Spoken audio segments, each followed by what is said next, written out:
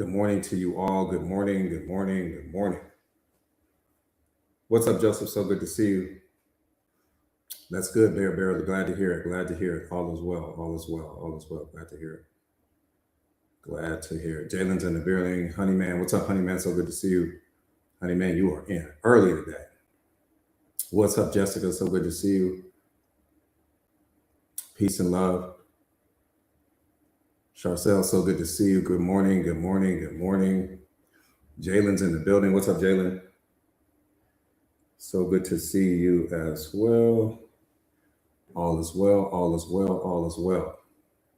The real one, what's going on?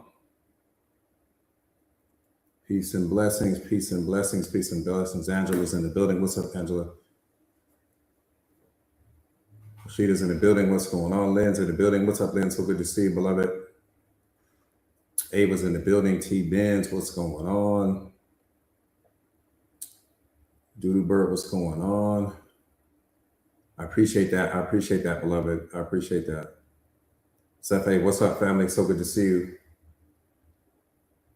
Said you woke up needing to attend this live. I got one for you. I've got a show in store for you. What's up, Devin? So good to see you. So good to see you, Devin. So good to see you. Always a blessing to see you. Darlene's in the building. What's up, beloved? So good to see you. Turning Heads is in the building. Do me a favor real quick, you guys, and share the live to your stories real fast. Share the live to your stories, please. Or repost the live, either or. Share the live to your stories or repost it. Hey, what's up, Rocco? So good to see you. Nephew's in the building. Let's go, Nephew. Share the live to your stories or repost the live. I would appreciate it. Thank you. Thank you. Thank you. Thank you. Thank you. Share the live or repost the live. We'll take both. Cat Lover's in the building. Prashant's in the building. Let's get it. Beauty P is in the building. Let's go. Brianna's in the building. Let's go. Oh, yeah, Angela, you're so welcome, beloved. You're so welcome. Again, you guys, do me a favor and share the live to your stories. If you could, I would appreciate that. Or repost the live. I'll take either. Happy birthday, happy birthday, happy birthday, beloved. Happy birthday, beloved. Happy birthday. Special happy birthday hugs going out to you right now. Happy birthday love going out to you right now. God's Girl is in the building.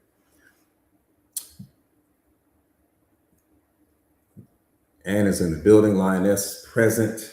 Do me a favor again, you guys. Share the live to your stories if you haven't already done so. Spartan Dre is in the building. What's up, family? So good to see you. Unbreakable is in the building.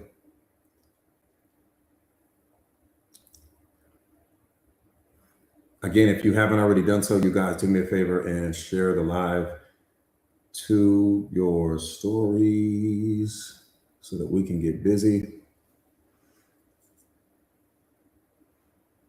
Let me see. How many first-time Tampa's in the building? What's up, Tampa? How many first-timers do we have? What's up, Tam? So good to see you. So good to see you all. What's up, buddy? So good to see you.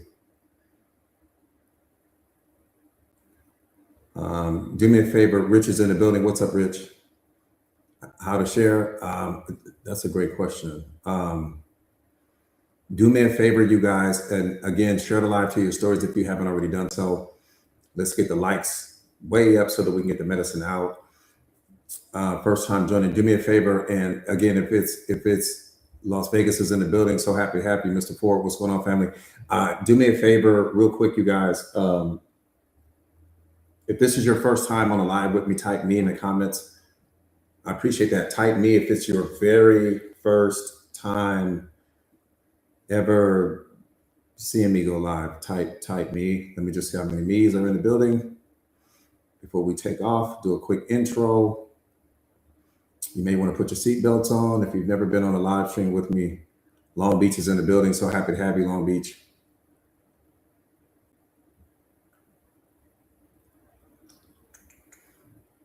Okay, I'm just seeing how many me's I got. Okay, for anyone if this is your first time ever seeing me go live, if you enjoy TED Talks, you're gonna love this.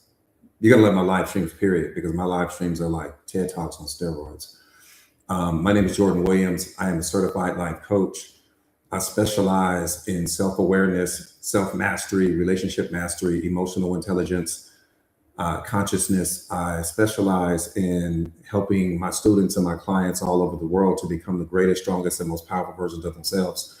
Um, I am also the best-selling author of this book, The Secret of Awareness. How powerful are you ready to be? This book is a bestseller. This book is a game changer. This book is a qualifier for why I am standing here in front of you right now. If you read the book, you will understand why I'm here. If you read the book, you will understand what my purpose and my mission is in this life and in this world. My purpose in life is to help you to discover yours. That's something that the book is also going to point you in a direction of. You'll understand it. If you read my book, you will understand what my purpose and what my mission is in life. I've been coaching for over 2 decades now. I've been the secret weapon for a lot of powerful people, from celebrities to athletes to doctors, lawyers, politicians, entrepreneurs, high achievers, high net worth earners, you name it. I have coached them. It's my great pleasure and honor to bring my skills to TikTok, right? To bring self-awareness to the world, bring self-awareness to the masses, because self-awareness is your birthright. Self-mastery is your birthright. If you don't master your mind, you cannot possibly master anything else. That's the most important thing in the world. What is the depression coming from? It's coming because your mind's not mastered. Where's the anxiety coming from? It's coming because you don't have your mind mastered. Where's the pain coming from? It's coming because you don't have mastery over your mind. Where's the fear coming from? Where's the doubt coming from? Where's the limiting beliefs coming from? All of those things are indicators that you don't have mastery over your mind as of yet.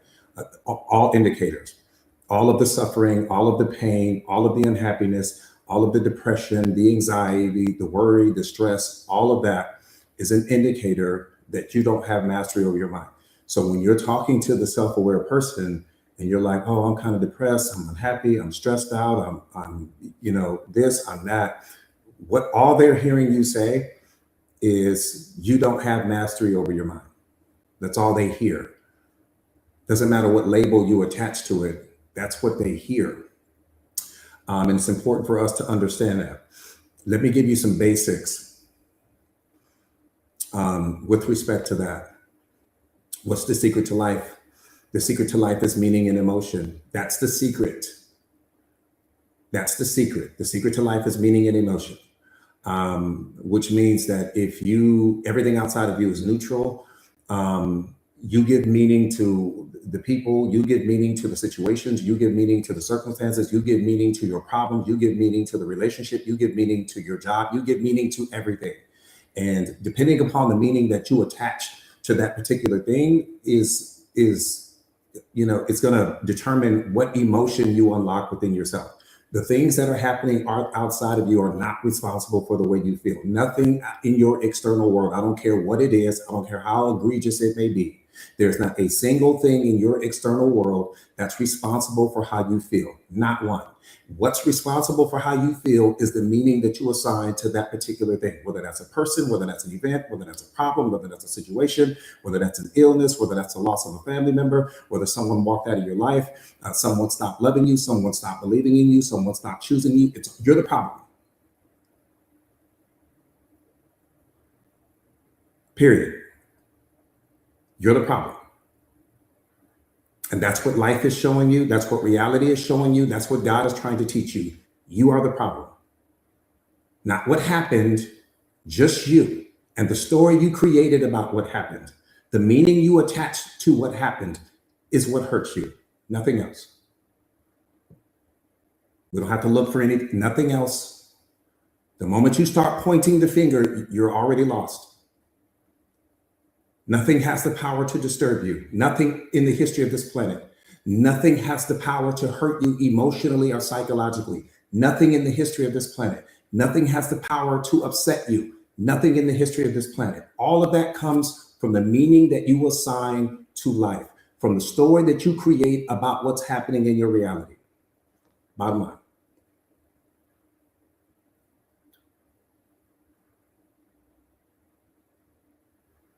Bottom line. Bottom line. All right. Let's get busy getting busy. Red, what's up, beloved? So good to see you. Cat lovers in the building. Chantel's in the building. What's going on? I just wanted to set the tone for all of that. Again, all of your problems are coming from you. All of your problems are coming from your programming and conditioning. What creates your problems? Your programming and conditioning. What creates your pain? Your programming and conditioning. What creates the suffering? Your programming and conditioning. Everything is being created by you. Kay, what's up, beloved? So good to see you. Everything is being created by you, period. Everything is being created because you don't have mastery over your mind. Brock, what's up, beloved? So good to see you. That's it. That's all. That's why I'm here. The moment you master your mindset, the moment that you understand, hang on. Because we got all these people. Oh, I'm so self-aware. Yeah, I'm self-aware. Every person I ask is going to tell me that. Are you self-aware? Yeah, of course I'm self-aware. That's a silly question to ask. So why do you got depression? If you're self-aware, then why do you have anxiety? If you're self-aware, then why do you experience fear? If you're self-aware, then why do you experience doubt? If you're self-aware, then why do you have limiting beliefs? If you're self-aware, then why do you worry? If you're self-aware, then why are you stressed out? Because self-knowledge and suffering cannot go hand in hand.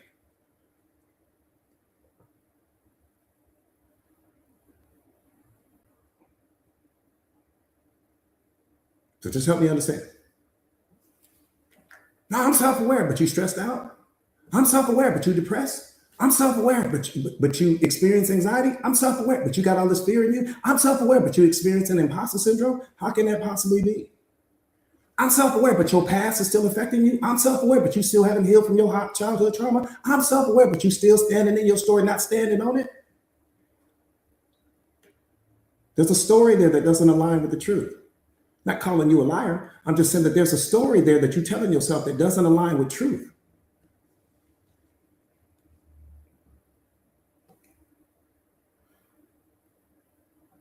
That's all I'm saying.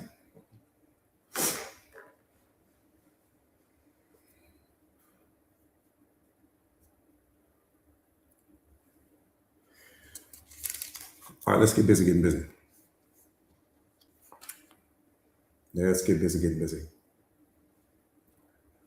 Mr. Ford, Amazon, big dog, Amazon. Again, the name of the book is The Secret of Awareness. How powerful are you ready to be? The Secret of Awareness. How powerful are you ready to be? The book is available on Amazon. If you want a physical copy like this, it's available on Amazon. Yeah, the book's a game changer. It's a game changer. It's a game changer. Let me tell you why. Because you're going to become the most badass version of yourself, period. The book is going to teach you everything that the world didn't want you to know. Bottom line. All that fear, we don't have time for it. Depression, we don't have time for it. Limiting beliefs, we don't have time for it. Doubt, we don't have time for it. Worry, we don't have time for it. Stress, we don't have time for it. Unhappiness, we don't have time. We ain't got time for it.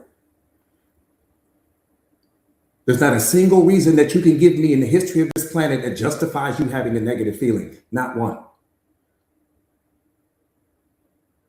I said, there's not a single thing that you can tell me when you become self-aware that will justify you having a single negative feeling. Not one.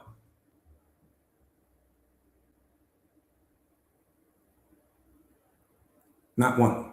No matter what you say. Not the person that walked out of your life, not the job that let go of you, not the person that lied to you, not the person that betrayed you, not the person that anything, because all of those things are neutral. None of those things have the power to bother you. What's bothering you is the story that you tell yourself about the thing.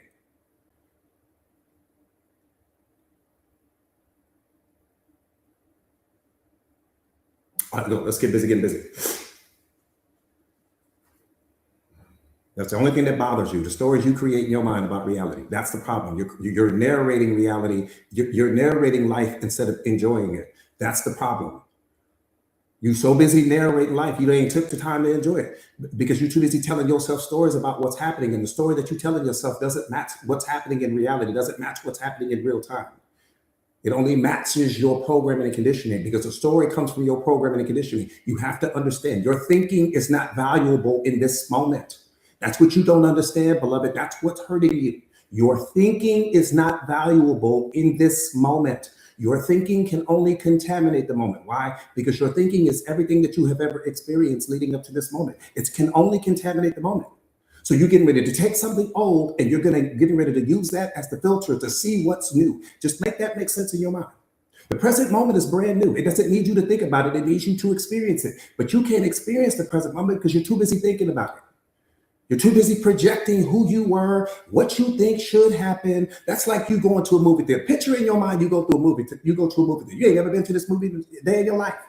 But you sit next to one of those people. We've all sat next to that person that does all that talking in the movie. Sitting there talking the whole time. But here's what's worse. The person that's sitting next to you, that's in your ear talking the whole time, has already seen the movie. You haven't seen the movie at all. They sitting here telling you about what's getting ready to happen and this right here and watch what's going to happen next. They're ruining the movie for you. But that's what you're doing with life. You're doing the same thing as that person that's in the movie theater in your ear talking all day. Life is like when you sit back and enjoy the movie and stop narrating the movie that you don't know anything about. That's exactly what we're doing. You projecting what you think should happen. Then guess what reality is doing? It's rejecting it. You project this thought. Guess what reality is doing? It's rejecting it. You project this belief. Guess what reality is doing? It's rejecting it. That's where your negative feelings are coming from, because your negative feelings are rejecting your thoughts about reality. Reality is rejecting your thoughts about what you think should happen. It's rejecting your feelings about what you think should happen. It's rejecting your beliefs about what you think should happen. It's saying, no, that's not what's going on here. That's what all of the negative feelings are coming to let you know, that you're out of alignment. You're thinking too much. You don't have problems, you have thinking problems. All of your problems are the byproduct of your thinking. Period. All right, let's get busy getting busy. You ain't never had a problem in your life other than the thinking problems you have. All of your problems are the byproduct of your thinking, nothing else. You have situations that you need to deal with. You got certain people in your life that are taking more value away from you than they add. That's a situation that needs to be dealt with. That's not a problem. You got certain people in your life that make more withdrawals from you than deposits. That's a situation that needs to be dealt with. That's not a problem. You got a person in your life that doesn't have the emotional capacity to meet you where you want to be met. That's not a problem. That's a situation that needs to be dealt with. You've got something maybe going on with your body, maybe because you have bad eating habits or poor eating habits or whatever the case may be. That's a situation that needs to be dealt with. Stop categorizing things as a problem. When you stop categorizing things as problems, you start looking at things as situations that need to be dealt with. Start looking at people based upon the energy that they carry. Look at people like data, because that's exactly what they are. Stop looking at them through the filters of these labels and these titles and all of these should stories and the potential stories and all of that, and see reality one more time. God blesses your life at the speed of your truth. You don't need more motivation. You need more truth in your life. It's all you need. You need more truth, but the truth starts with you. Because healing starts with honesty. It doesn't start with your illusions. It doesn't start with fantasies. It doesn't start with they shouldn't have. It doesn't start with this shouldn't have happened to me. All of that is the victim story. You're not a victim. God created you to lead. Leadership is in your DNA. You weren't born to follow anyone. Leadership is in your DNA.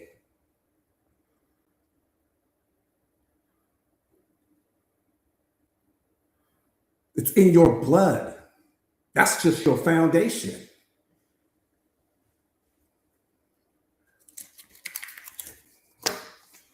It's in your blood. You weren't created to follow anything other than your father. That's it. That's all. He the only one can take you where you're trying to go in life. Everybody else is just like you, doing life for the very first time. They don't know where they're going. They don't know where you're going, but they sit here trying to give you all this direction.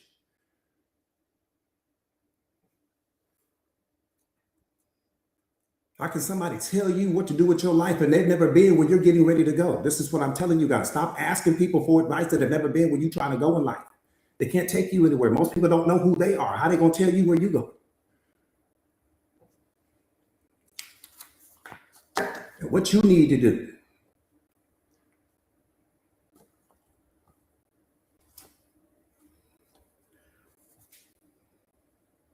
God will never deliver you from a mindset you are comfortable protecting.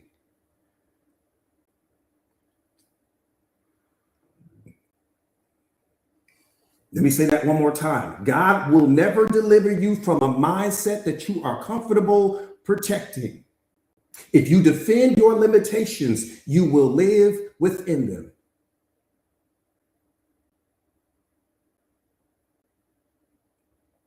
I said, if you defend your limitations, you will live within them. I promise you.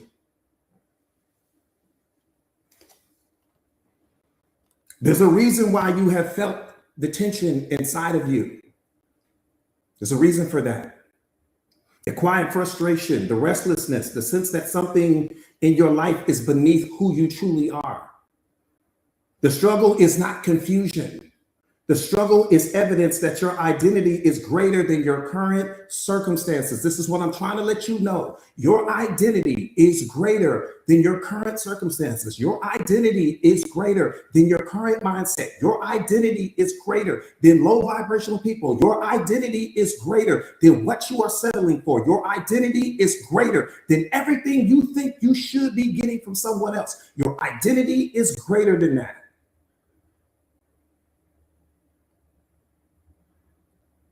I said it's greater than everything you think you need from someone else, everything you settle for, every person that you need to believe in you, every person that you need to choose you. Your identity is greater than that.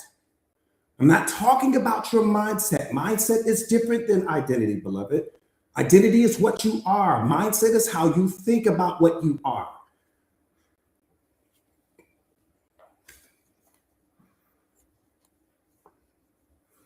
You were not designed to live small, think small, act small, or settle for a life that does not reflect the greatness in you, period.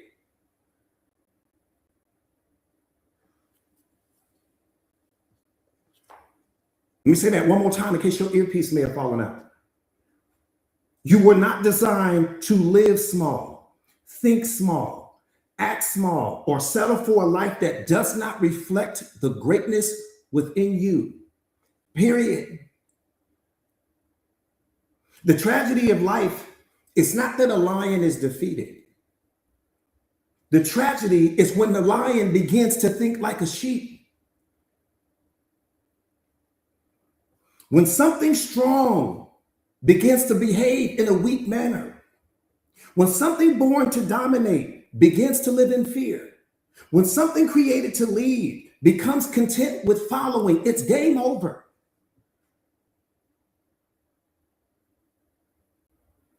You were created to lead, not to follow anyone. You were created to lead. It's in your DNA, beloved. It's not my opinion.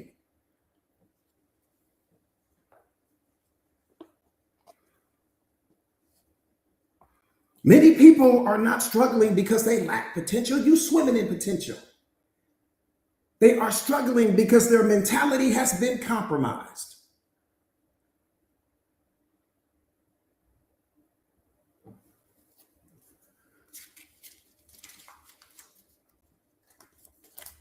Identity is what you are. Mindset is how you think. Identity is what you are.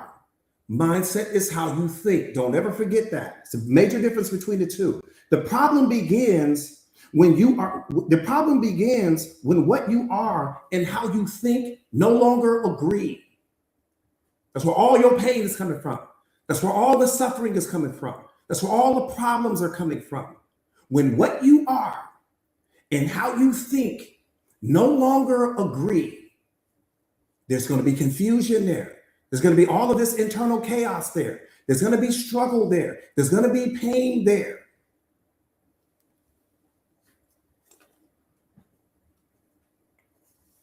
Your DNA is leadership. Your nature, I said your nature is greatness.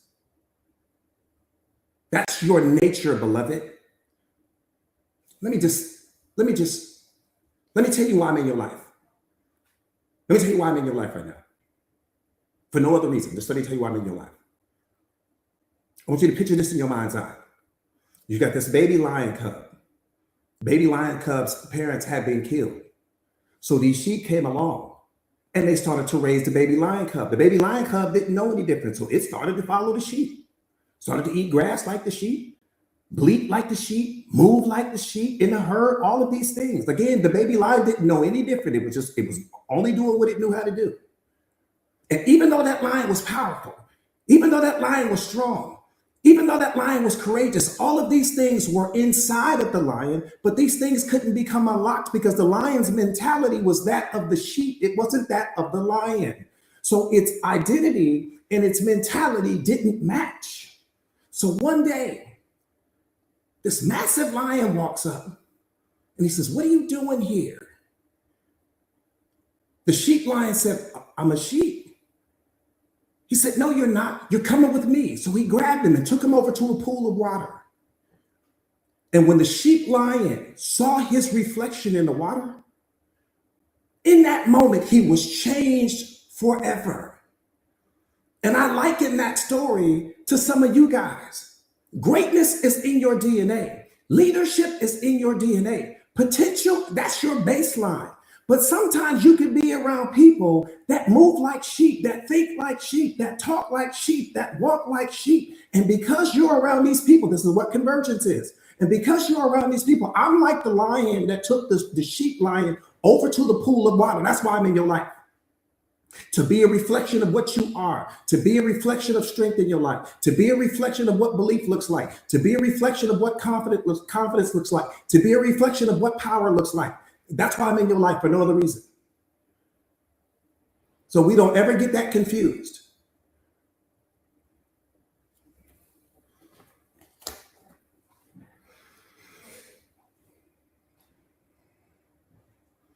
So one more time, identity is what you are. Mentality is how you think. The problem begins when what you are and how you think no longer agree. That's like the sheep lion.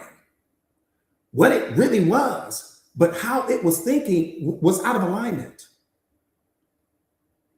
Right? It was completely out of alignment. One more time, leadership.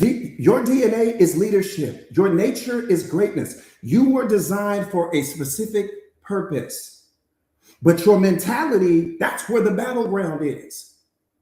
God never said, let them have fear. He never said, let them have insecurities. He never said, let them think small. What he said was, let them have dominion.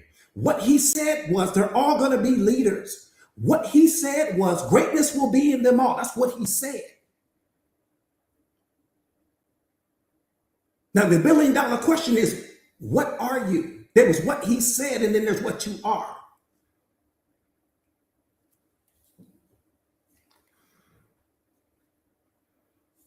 If someone has the power to affect your thinking, then they also have the power to contain your potential.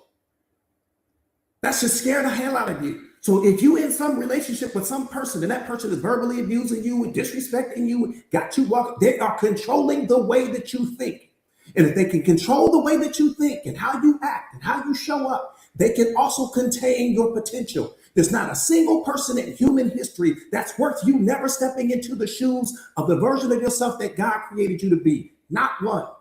I don't give a damn who you lay next to. I said not one. You got to wake up, man. Get out of your illusions. You need to wake up now. That's why I'm here. You need to wake up. I don't even want to hear the story about what they didn't give you. Wake up.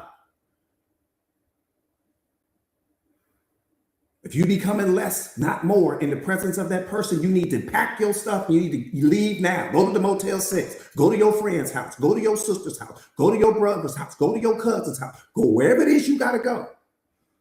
But if you remain in that environment where you are becoming less, not more, you are going to be the sheep in your life.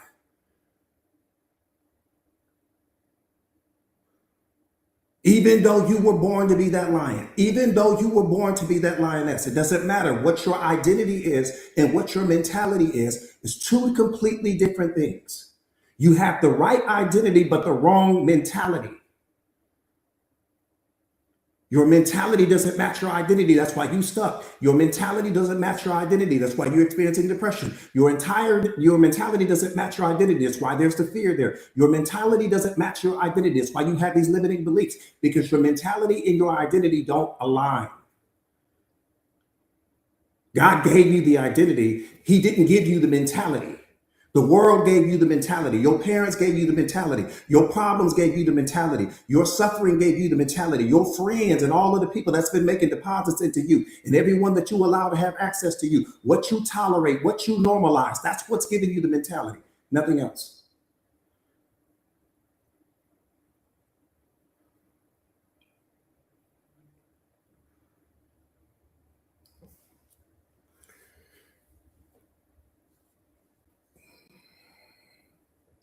Bottom line. What's up, Dave? So good to see you, beloved. What's up, Elaine? So good to see you. So good to see you, beloved.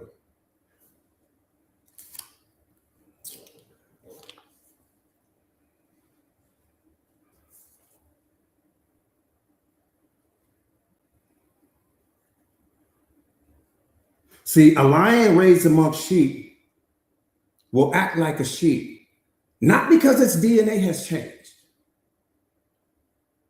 but because its environment has influenced its mentality.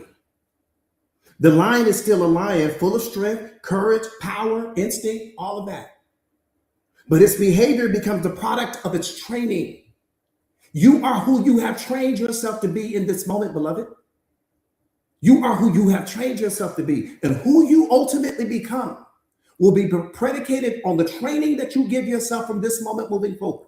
But in this moment, you are being trained, consciously or unconsciously, by the people that you allow to have access to you, by your environment, by what you think of yourself, your self-concept, how much you love yourself, how much you believe. You are training yourself for your future right now in this moment.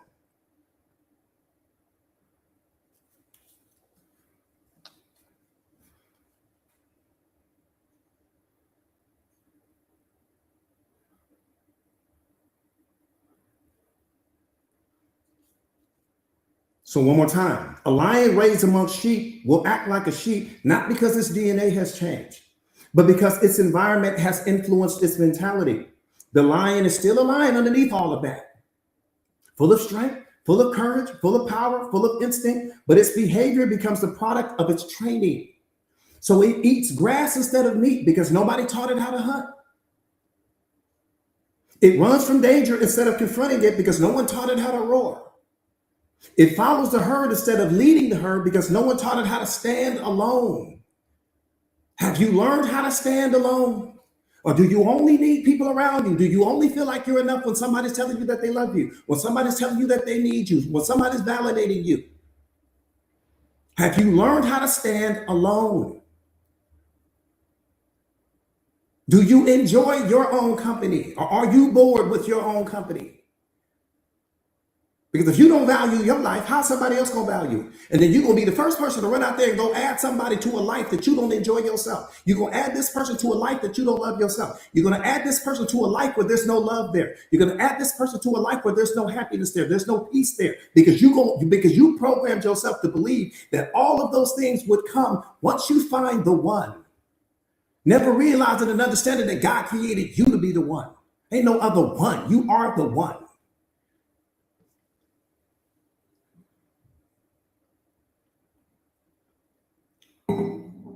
Welcome to Lion School.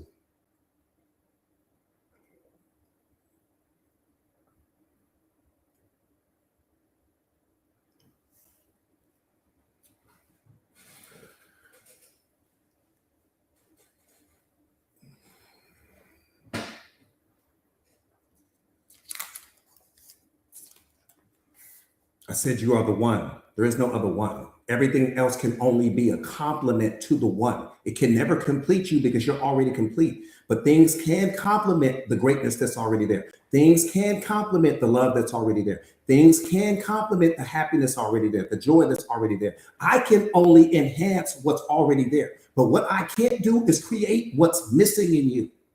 There isn't a human being in history that can create what's missing in you, which means that if you didn't have love in your life before you added this person to it, love won't be there when they show up. If you didn't have peace and joy in your life before you added this person to it, those things won't be there when this person shows up. The only thing they can do is enhance what's already there, but what they cannot do is create what's missing in you. And that's the number one reason why you went out looking for the person. You went out looking for the person to give you things that you didn't have the power to give yourself. So you didn't need a relationship with someone else. You needed a relationship with yourself. You are the person you should have been courting. You are the person you should have been dating. You are the person you should have been spoiling. You are the person you should have been coddling. It should have been you, not them.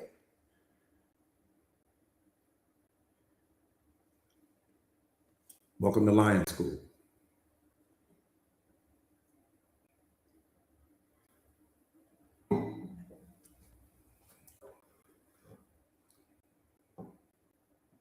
Come on, Lynn. Come on, beloved. Come on, beloved. Pin what Lynn just said up there for me, Tara. Tara, thank you, beloved.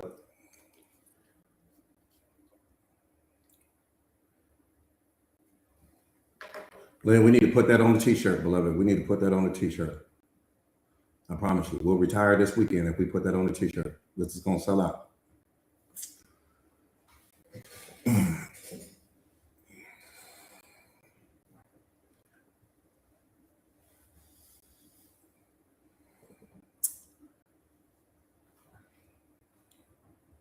That part right there, Brock, that part right there, single player game.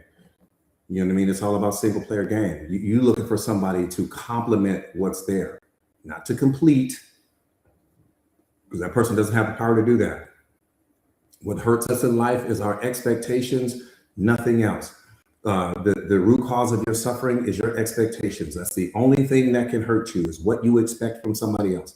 The moment that you drop your expectations, you drop pain, you drop suffering, you drop unhappiness, you drop everything, and you don't realize that's what you're doing. You got a window open in you called your expectations. There's no drapes on it, there's no curtains on it, there's no blinds on it, there's no anything on it. And the moment that you place an expectation on someone else, you lay the groundwork for your pain. You lay the groundwork for your suffering. Why? Because if that person doesn't live up to what you expected them to do, guess who you're going to punish? You.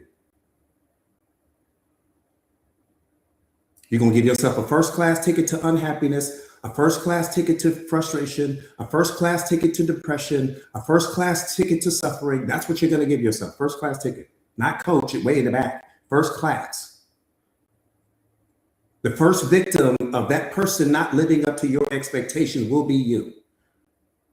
Yeah, they'll know they disappointed you. Yeah, they know that they'll upset you, but you'll carry all of the pain from it. The root cause of your pain, the only way that people can hurt you is because you're expecting something from them. That's the only way. No other way. You have expectations placed on the traffic. You have expectations placed on your employees. You have expectations placed on your coworkers. You have expectations on your kids. You have expectations placed on your significant other. You have expectations placed on life. You have expectations placed on, you see all the windows you got to that suffering? You see all of the different ways that you have to suffer. I expect nothing. I accept what's in front of me. I expect nothing. I accept what's in front of me. What's the formula? What's the secret to life? I expect nothing. I accept what life brings me. Period. I'm like the chef at Benihana. If you've ever been to a Benihana before, the chef doesn't give a damn about what you order. The chef doesn't eat. He's not even the one that's going to go back there and cut the meat and get the vegetables and get the seafood. He's not going to do any of that. He's going to prepare whatever they bring out on that tray. Whatever they bring on the tray, that's what he's going to cook. That's me. Whatever God brings me, that's what I'm cooking that day. That's it. That's it.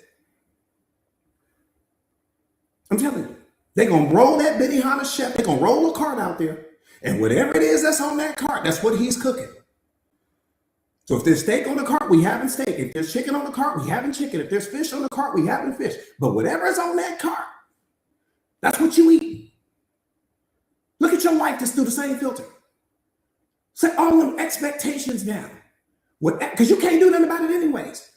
Whatever's in front of you, you can only deal with what's in front of you. You can't deal with what's behind you, and you can't deal with what's coming 5 weeks from now, 5 minutes from now, 5 hours from now. You can't do nothing but create your suffering like that. You can only deal with what's in front of you, and God has given you all of the resources to deal with what's in front of you. As long as you stop applying all your thinking about what you think should happen and how you think it needs to be and all of these other things like that, that's what's hurt you the most. You know, your thinking is not important in this moment. Your thinking was important for the moment that you were standing in and all your yesterdays. This moment needs you to be a witness. What's the highest level of wisdom? Witness without judgment. To witness life without judging life. Because the moment you judge life, you back into thinking again.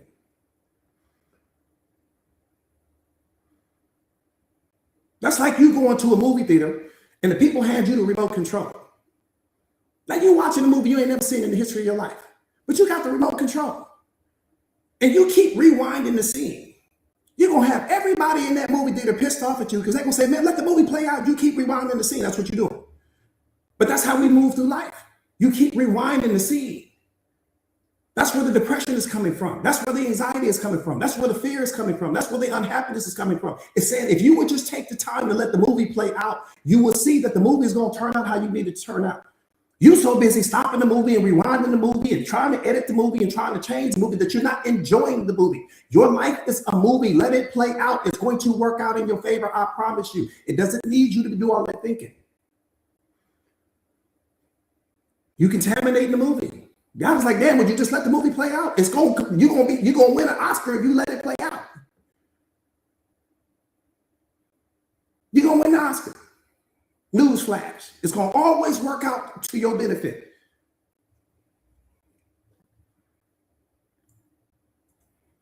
So all that thinking added no value to your life. All that anxiety added no value to your life. All of your stress added no value to your life. They're only taking the value away from it.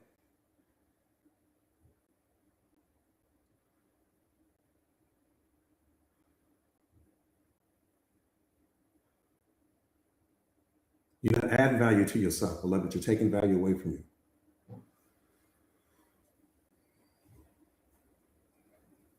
Your anxiety, all that anxiety you experiencing because you're trying to control some future moment.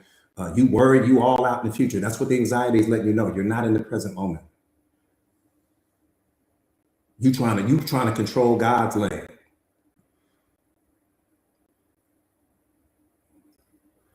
I tell you guys this all the time. Instead of you telling your problems, instead of you telling God the size of your problems, why don't you start telling your problems the size of who your God is? Why don't you move through life like that? I wish I would walk to God up and I'm sitting here telling him about the size of my problem. No, I tell my problems about the size of the God that I serve.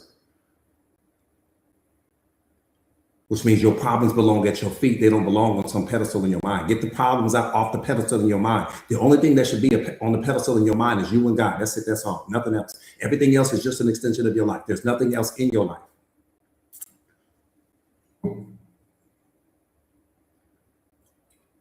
All right, let's get busy getting busy.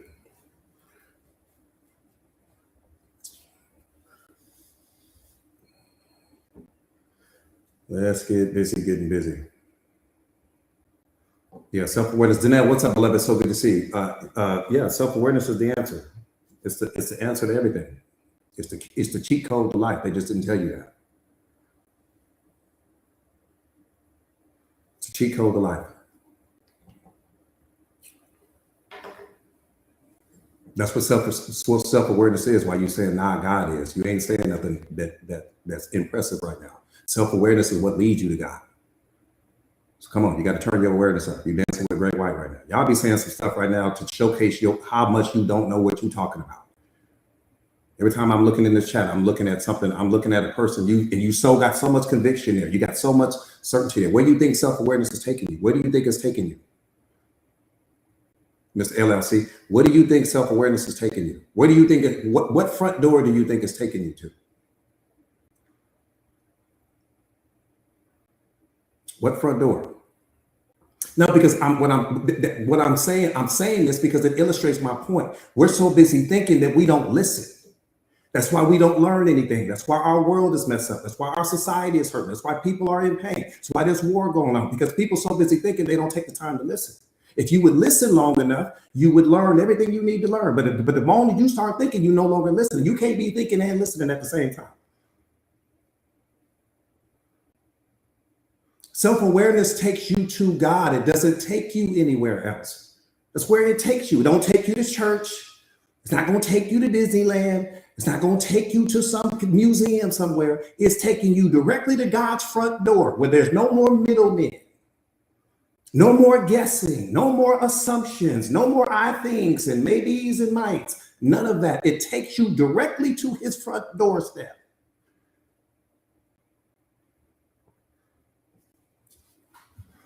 But we don't listen. We don't listen.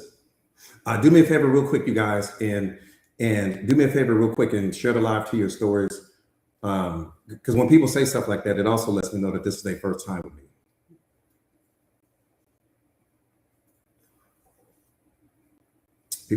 It lets people know that it's their very first time with me. Do me a favor again, real quick, you guys, share the live to your stories if you haven't already done so. Share the live to your stories if you haven't already done so. Let's get the likes up, you guys, so that we can get the medicine out. We're kind of low on the likes side of the equation, you guys. Let's get that turned up, please. You guys know we got mountains of climb. What's up, Kev? So good to see you. Yeah, these likes are low, low, you guys.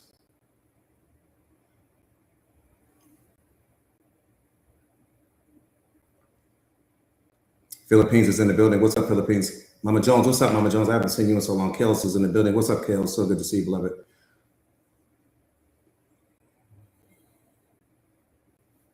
Yeah, it's a whole lot of people in that chat. There's a whole lot of people not tapping. Divine is in the building. What's up, beloved? So good to see you. So good to see you. So good to see you. All right, boom. Let's get back busy. Let's get busy. Let's get busy. Let's get busy. Yeah, we still got, yeah.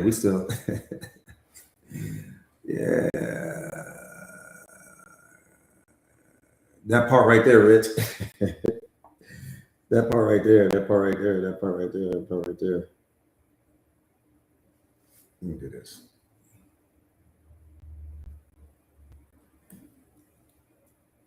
Rosemary, what's up, beloved? So good to see you. Houston's in the building. What's up, Houston?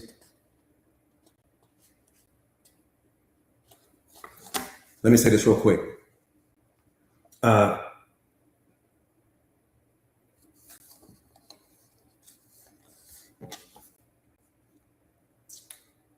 Let me say something real quick so that you guys understand.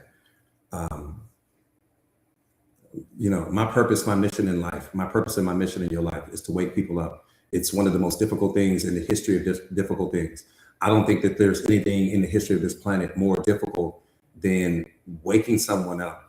And let me tell you why I say that, because a person that has been called to wake people up, I have to deal with your ego. I got to go through that. I've got to go through your programming and conditioning. I got to go through all of your trauma. I got to go through the masks. I got to go through all of the stories that you tell yourself.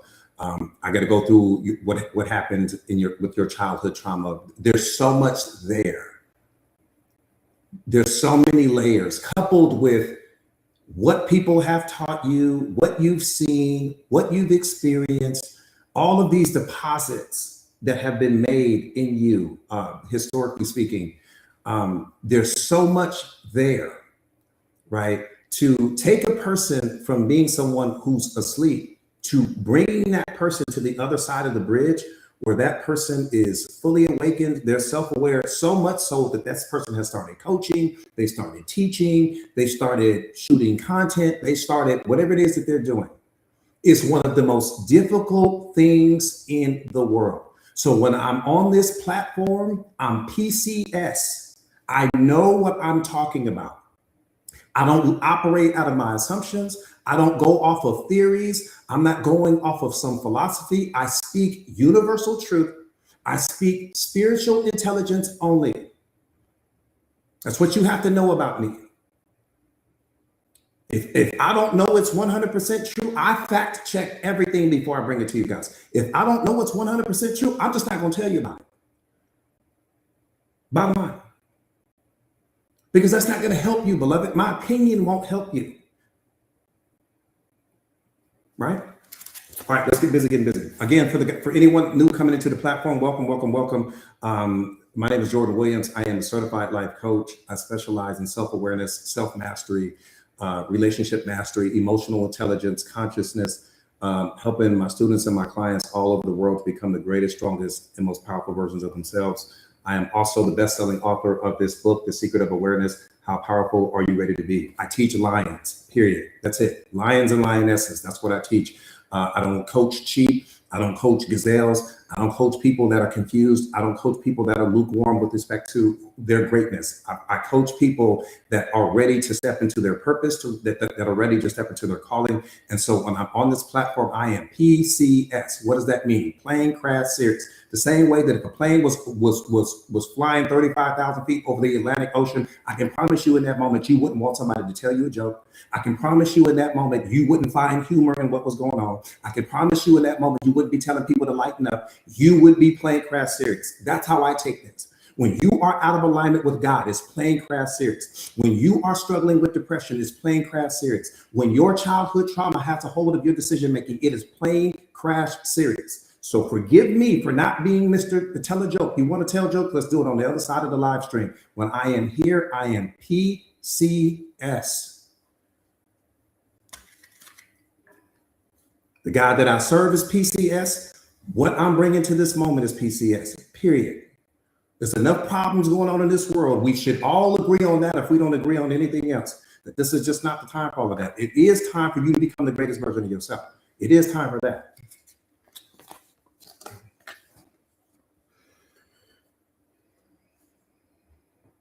God's greatest battle in your life is not giving you power, because he already gave you that. So that's not his greatest battle in your life. God's greatest battle in your life is renewing your mind so that your mentality matches your identity. Beloved, listen to me. That's the most important thing in the history of important things when it comes to human transformation, is that your identity and your mentality are aligned. When your mindset matches what you are, it's game over. Because there's no depression, there's no unhappiness, there's no fear, there's no stress, there's no worry, there's no anxiety, there's none of that going on. When my mindset matches what I know I am, not what I think I am, not what I heard someone else tell me, what I have discovered from me putting in the work myself, you can't touch that person. That person can't be controlled. That person can't be manipulated. That person can't be lied to, because they ain't afraid of losing you. The person that doesn't know who they are terrified to lose you. That's why you become their attachment. That's why they cling to you, because they're terrified to lose you, because they've already lost themselves. Of course, I'm going to be afraid to lose you if I've already lost me.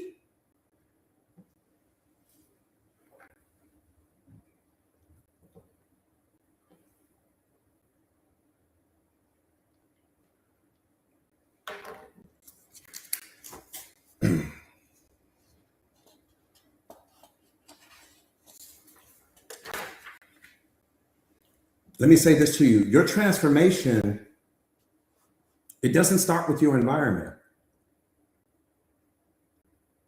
at all. It has nothing to do with your environment. None of what's going on with you right now has anything to do with your environment. So your transformation doesn't start with your environment. It doesn't start with your circumstances. It starts with your mind. You transform in your mind. You don't need to transform people. You don't need to transform anything outside of you. Self-awareness is going to transform your mind, beloved. You're going to look the same externally. Externally, people are going to walk up to you, you're going to look exactly like they remember you looked.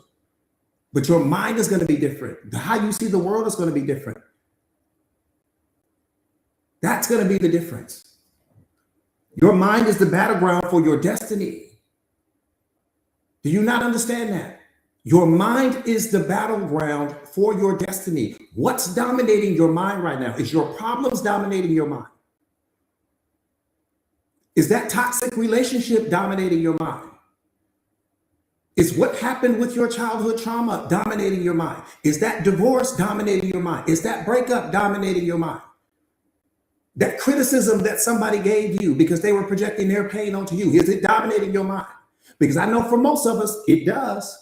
The moment that that person says something that's out of alignment with what you think you are, all of a sudden, what they said is renting space in your mind for free. It shapes how you see the rest of your day. Yeah, you forget about all of the praise people are giving you. You forget about all of the moments when they told you were beautiful, you were handsome, you so smart, you so talented. All of that goes out of the window.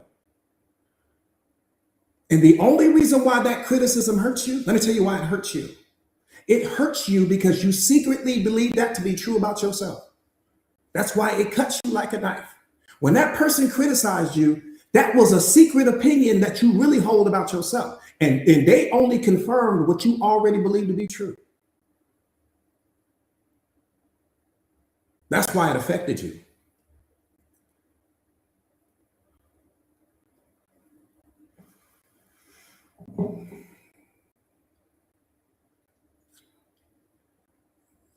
So who has the real problem? The person that projected something onto you, or the belief that you secretly hold about yourself?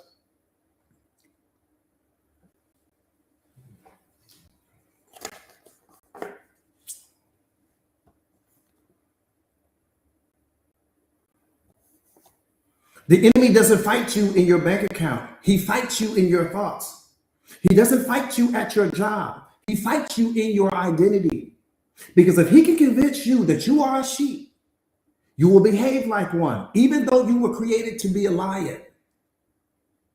Some of you guys are behaving like sheep, even though you were created to be a lion. See, when you show up small to your own life, you're behaving like a sheep. When you're not living out of your authenticity, you're behaving like a sheep. When you turn down the volume on your voice because you're so terrified to lose access to this person, you're behaving like a sheep. That's all sheep behavior. I'm so terrified of losing this person, but I'm not terrified of losing myself. You're behaving like a sheep.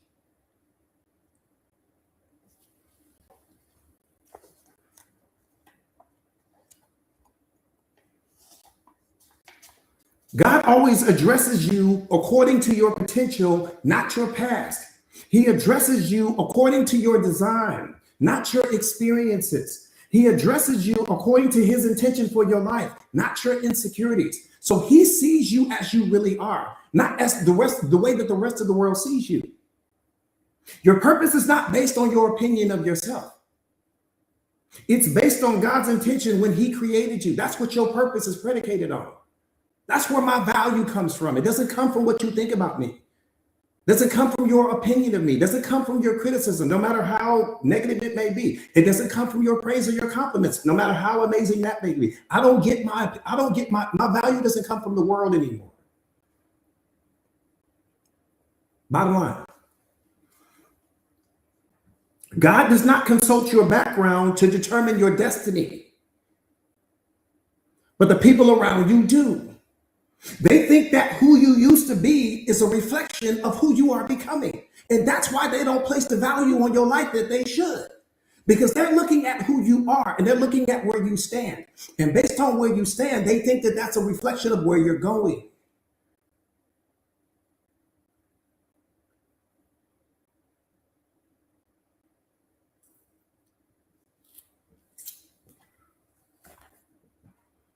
One more time, God does not consult your background to determine your destiny. He doesn't give a damn about your background. But the people around you do. They think that who you used to be is a reflection of who you are becoming. That's why they treat you the way they do. That's why they place the value on you that they place on you, or not at all. And this is why most people don't place a value on you, because they assume that where you stand is a reflection of where you're going, but it's not. Where you stand is only a reflection of who you used to be. Has nothing to do with where you're going. Has nothing to do with who you are becoming. But when you allow other people to see you that way, you'll start to see yourself that way. And this is why we don't place high value on ourselves. Because you are looking at yourself based upon where you stand. You are looking at yourself through the filters of who you were. You are looking at yourself through the filter of your current circumstances. That's what hurts us more than anything else. Because that's what shapes your self-concept. It shapes what you believe to be true about yourself.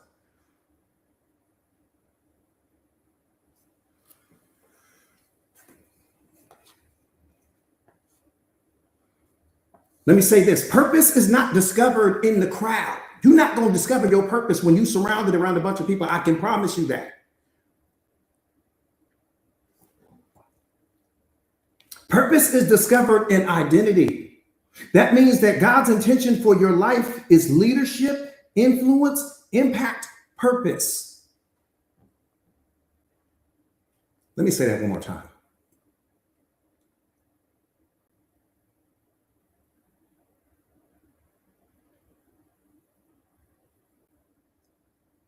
Let me say that one more time.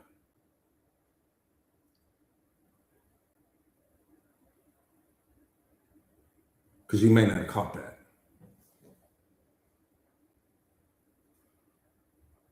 I said God's intention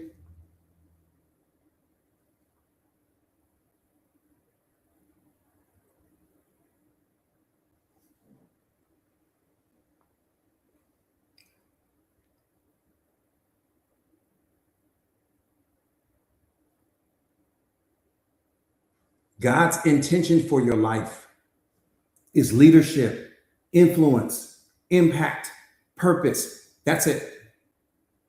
Everything else you add.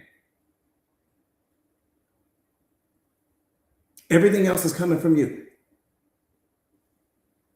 Until your mentality aligns with that truth, you will always feel the frustration of a lion trapped in a sheep's lifestyle. I said, until your mentality is in alignment with that truth, you will always feel the frustration of a lion trapped in a sheep's lifestyle.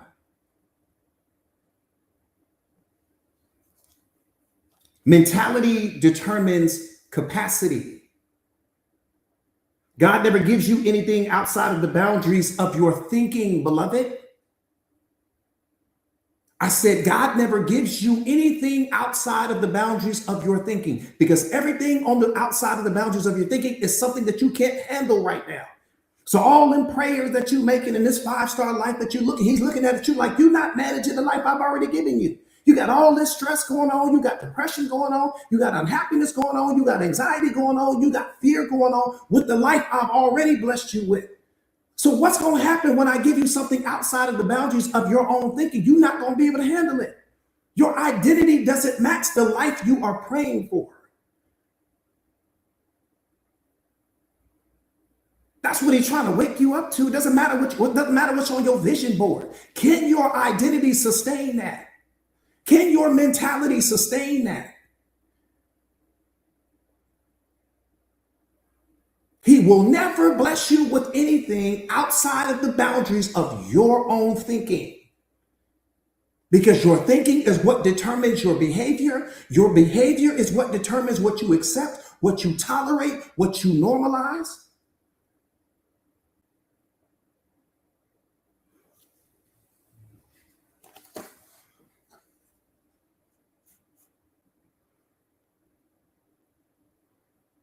So one more time, mentality determines capacity. God never gives you anything outside of the boundaries of your own thinking. God can only elevate you to the level of the mindset that can sustain what you are asking him for.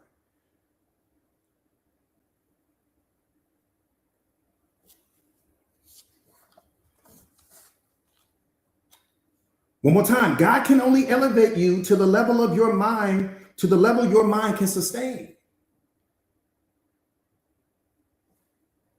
If your mentality is small, your destiny will shrink to match it.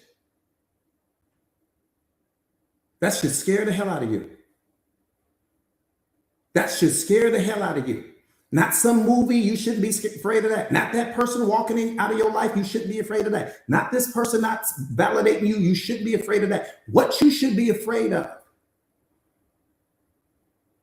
is your mindset and your destiny shrinking to match the mindset that you carry right now. So if you are thinking small, your destiny will shrink to match that mindset. That's what should scare you.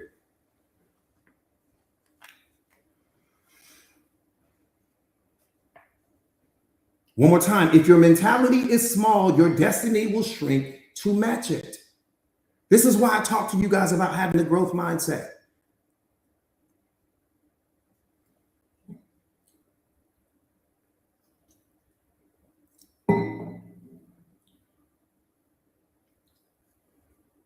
Dominion is your natural state. Leadership is your natural environment. Purpose is your natural habitat. But when your mentality becomes corrupted by fear, insecurity, comparison, limitation, and the opinions of other people, you begin to live outside of the environment you were designed for. Whenever purpose is removed from its environment, dysfunction becomes normal. So if you got chaos going on in your life and dysfunction going on in your life, that's why.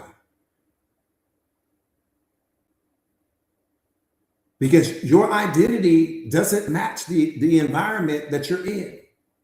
Your identity may not match the relationship that you're in. Your identity may not match the circle of people that you surround yourself with. Which means that the level of greatness that's in you doesn't match the people that you've allowed to have access to you. Just doesn't match. And if you don't see the greatness in yourself, other people won't see it as well. How am I going to see something in you that you don't even see in yourself?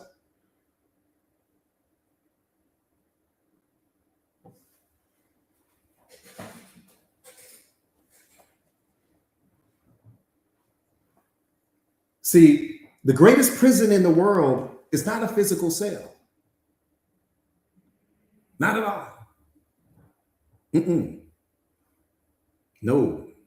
The greatest prison in the world is not some physical cell. I don't care what prison you're talking about. You can talk about the worst prison in the world. The greatest prison is a limited mind.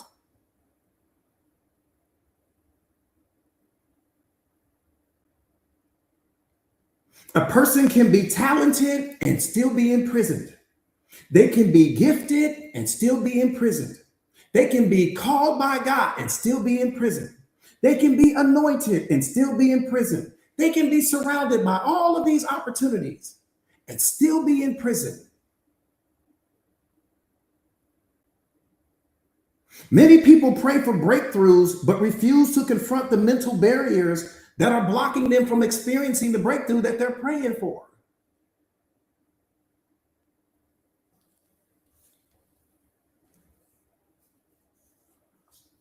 Some people are not trapped by demons. They're trapped by their negative habits. They're trapped by their excuses. They're trapped by their procrastination. They're trapped by the fear of criticism. They're trapped by the need for other people's approval. That's what has them trapped.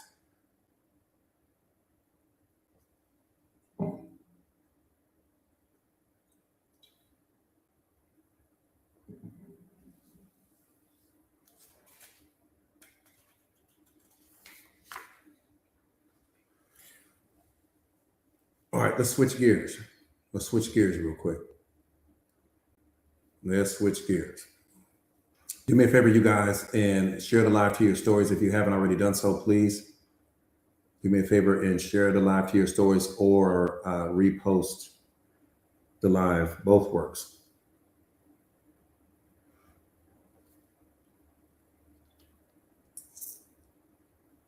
Y'all know what's up, beloved.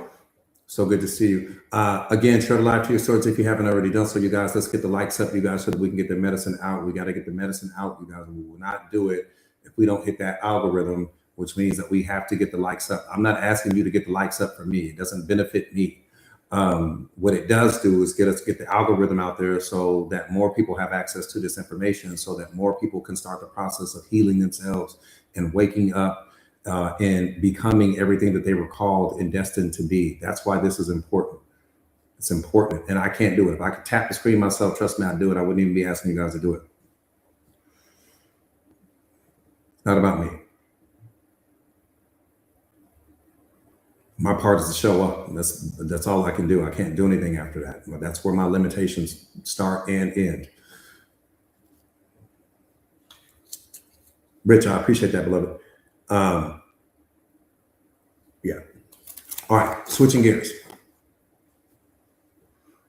You're welcome. You're welcome, beloved. You're welcome. Again, you guys, I'm here for you guys. You know, I'm not here for me. I'm here to serve you. Love is service. I am here to serve. That's it. That's all. I don't want anything. I don't need anything from you. It's I don't need to borrow anything. I don't need you to loan me anything. It's love is service. When you become self-aware, service is your priority. To love is to serve. When you become unconditional love, that's all you're going to want to do is serve other people. Why? Because you can't contain unconditional love. You can't contain unconditional love. There ain't a person in human history that can contain it. That's why that's how I know most people don't have it. Because if you had it, you wouldn't be able to hold it within. You would never be able to withhold it from other people if you truly had it. What most people have is conditional love, transactional love. You say hi to me, I say hi to you. You be nice to me, I'll be nice to you. You open the door for me, I'll open the door for you. You're kind to me, I'll be kind to you. That's what most people have. That's what most relationships are predicated on. They're all predicated on conditional love. Because you don't love the person unconditionally when you first meet that person. So where'd the unconditional love come from? Just help me understand. Help me understand that question. If you didn't meet the person, when you met that person, if you didn't have unconditional love for that person when you met that person, and you didn't, so we just gonna live in the truth, you didn't have it. Okay, well, where'd it come from? How'd you get it? How'd you get it? Because the only way you could have got it is for you to show up with it. I have to show up with it. I don't develop it from the person. It has nothing to do with the person. Unconditional love gets unlocked from alignment. Unconditional love gets unlocked through self-awareness. Unconditional love gets unlocked through self-mastery, which 9 out of 10 people don't have. So when we say we love someone unconditionally, what we're really saying is, I love your habits. I love your behaviors. I love what you bring to my life. I love the role you play in my life. I love what you do for me. But the moment you stop doing those things,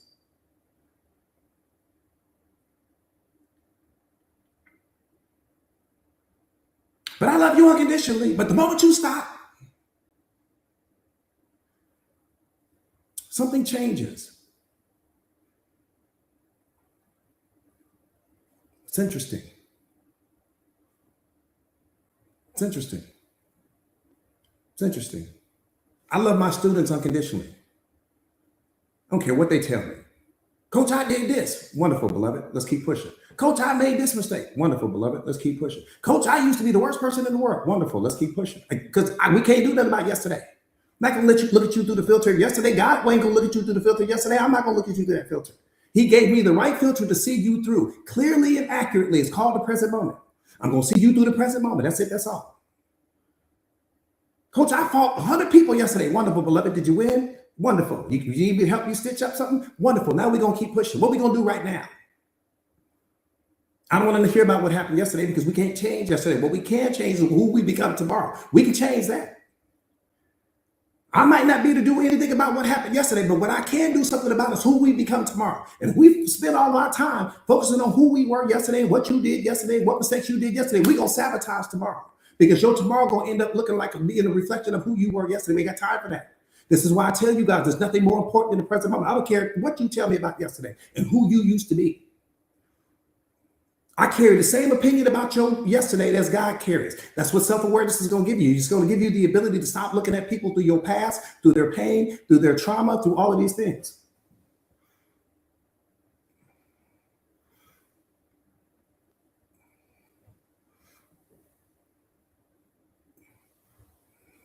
This is why I tell you guys, stop telling people about who you used to be and focus on telling people about who you are becoming. The biggest mistake you will ever make is spending your time telling a person about who you used to be, giving this person the blueprint and all these tools and all these weapons to project onto you later. Stop telling people about who you used to be. It's not important.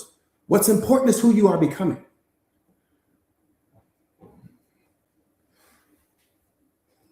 That's the only thing that's important. Everything else is irrelevant.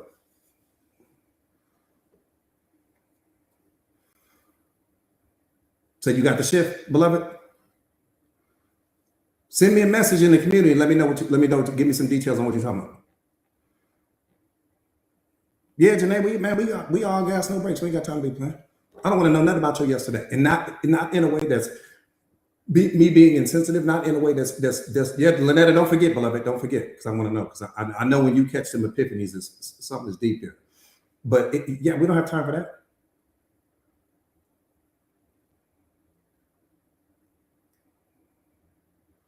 Yeah, you got one gear. God gave you one gear forward. He didn't. You don't have a reverse gear. The moment you start going in reverse, that's where the depression comes from.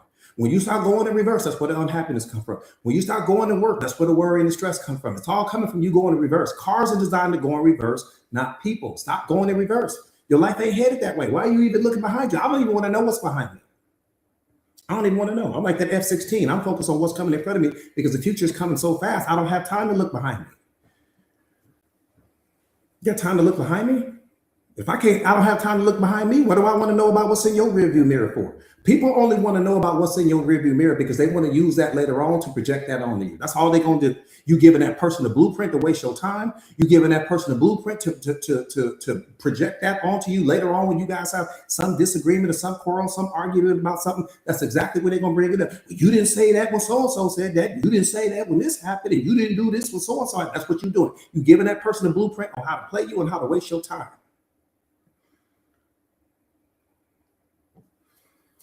All right, let's get busy.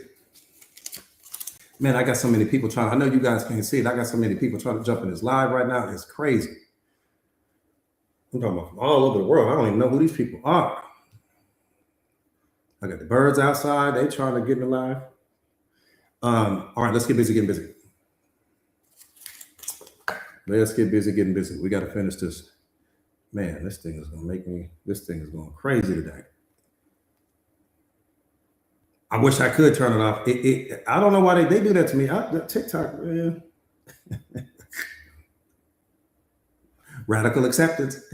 Radical acceptance. What do I say? Radical acceptance.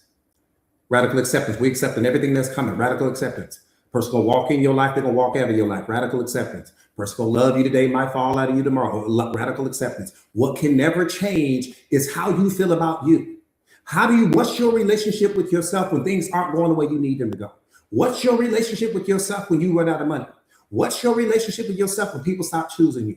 What's your relationship with yourself when people stop believing in you? Because if you only love yourself when things are going the way you need them to go, then you don't really love yourself. The love that you have for yourself can only be measured by who you become when things aren't going the way you need them to go. When people aren't showing up for you, when people are failing you, when people are disappointing you, when people are disrespecting you, what I'm concerned about is who do you transform into in those moments? That's where your self-awareness kicks in. Because again, if you only got all this 5-star love for yourself when things are going exactly how you need them to go, then anybody can do that. Anybody can love themselves when the rainbows are coming out and the stars align and everybody's telling you how great and wonderful you are. But what do you do when the opposite is true? Who do you become then? Do you double down on the love then? Do you double down on your belief in yourself? Do you double down on showing up for yourself? Do you double down on choosing yourself? Or do you only do it when the things are going the way you need them to go? Just curious. Man, this thing keep going on.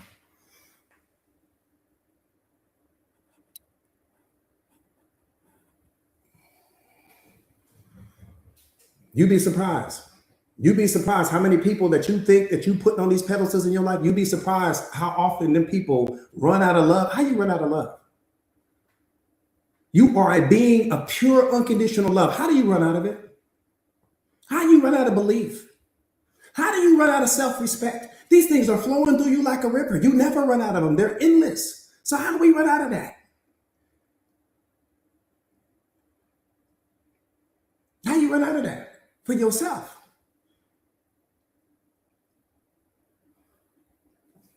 All right, let's get busy getting busy. We got mountains to climb. That's why self-awareness is so important, because you ain't gonna never run out of anything for yourself. You won't run out of love again. I can promise you that. You won't run out of belief again. I can promise you that. You won't run out of faith again. You won't run out of trust again. You won't run out of any of that. And what we don't realize is that none of them things actually come from other people. Oh, I trusted that person so much. False. You ain't never trusted a person in your life. Trust is the feeling you give yourself based upon the beliefs that you have about this person, based upon the stories that you have about this person, based upon the meaning that you attach to this person. You give yourself the feeling of trust. Security doesn't come from other people. Security comes from you. You give yourself the feeling of security. The same way you give yourself anger when that person cuts you off in traffic. Everything is internal, beloved. Nothing is coming from what's happening outside of you. So you sit here chasing this person and clinging to this person because in your mind, you think you are experiencing their love and you're not, beloved. You're only experiencing your own. That's how God wired you. He didn't wire you to experience other people's love. He wired you to experience your own. Because once you experience your own love, you'll understand I don't need anyone else's love. That doesn't mean that I don't want anyone else to love me. That doesn't mean I don't appreciate people. What you have to understand is that he gave you the opportunity and the ability to only experience more of who you are through other people. If you are love and you are unconditional love. So why would you need to experience somebody else's if love is what you are? What, you think they got a different brand of love than you? It's all the same. There aren't many different branches of love. There's just love. And then there's the story that you tell yourself about it. That's what makes it different. It's the story you tell yourself about it, the meaning you attach to the person that's giving you that love or helping you to unlock it. People don't give you anything. And the day you realize that is the day you're going to set yourself free. You're going to let yourself out of your mental prison when you understand that everything you've been experiencing, that you think you've been experiencing from someone else, was only something that you unlocked within yourself.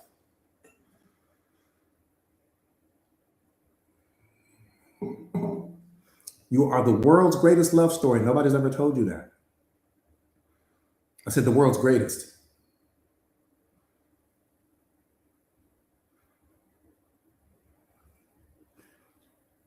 I appreciate that, beloved.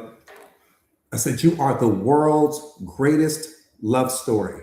I don't want to hear nothing about Hallmark. I don't want to hear anything about Lifetime. I don't want to hear anything about the Valentine's Day. None of that. You can take every holiday and roll it up together and it won't be 1% of what you are. You are the world's greatest love story. Period.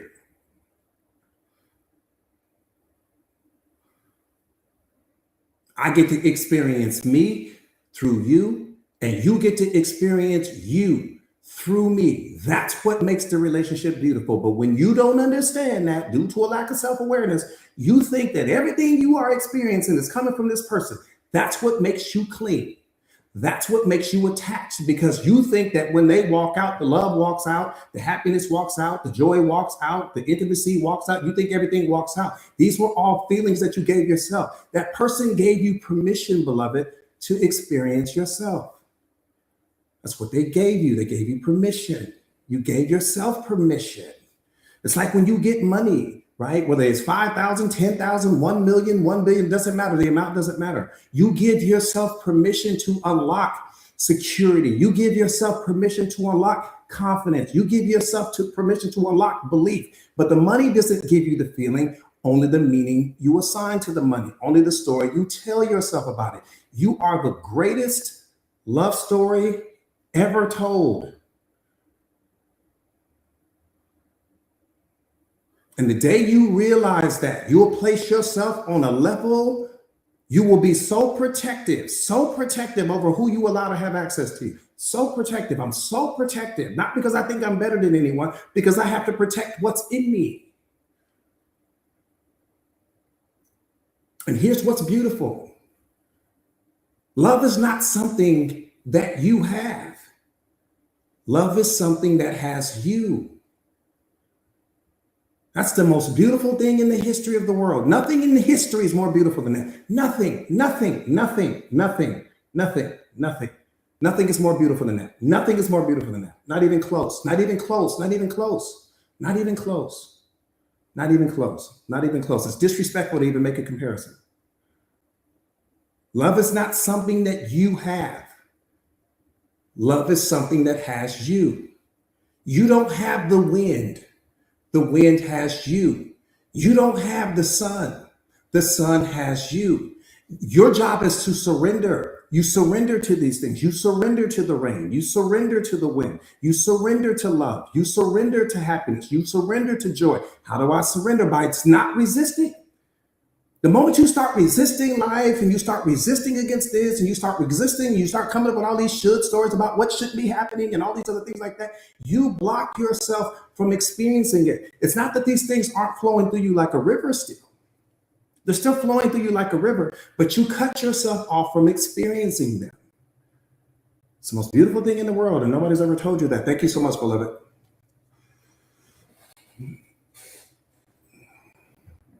God needs you to surrender.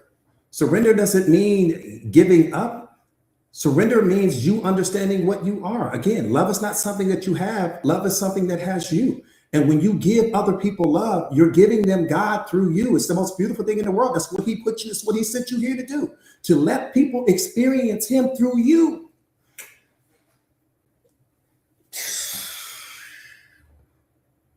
That's the greatest honor in the history of greatest honors. I don't give a damn about some award. I don't give a damn about a Grammy. I don't give a damn about some Oscar. Nothing matters more than that. God picked you specifically. Get out of group thinking right now. You're going to miss what I'm saying. God picked you specifically to be the vessel or the vehicle or the entity, the being that would let people be able to experience him through you. So when you're giving love to someone else, kindness, happiness, joy, peace, what you're doing is you're taking him and you're giving them him through you. Nothing is more beautiful. Nothing is more sacred. Nothing is more important. No assignment in history is more important than that. No assignment. But what do? We give people our pain. We give people our suffering. We give people our criticisms. We give them our judgments. We place labels on them, even though that's not why we're here, but that's what we do. That's because that's coming from your programming and conditioning. That's coming from your ego. That's coming from your pain. That's coming from your wounds. That's coming from your triggers. So even though you are a being of love, a pure love is all you are. You aren't anything other than that. Everything else is something that you've attached to yourself based upon what someone in society told you to do.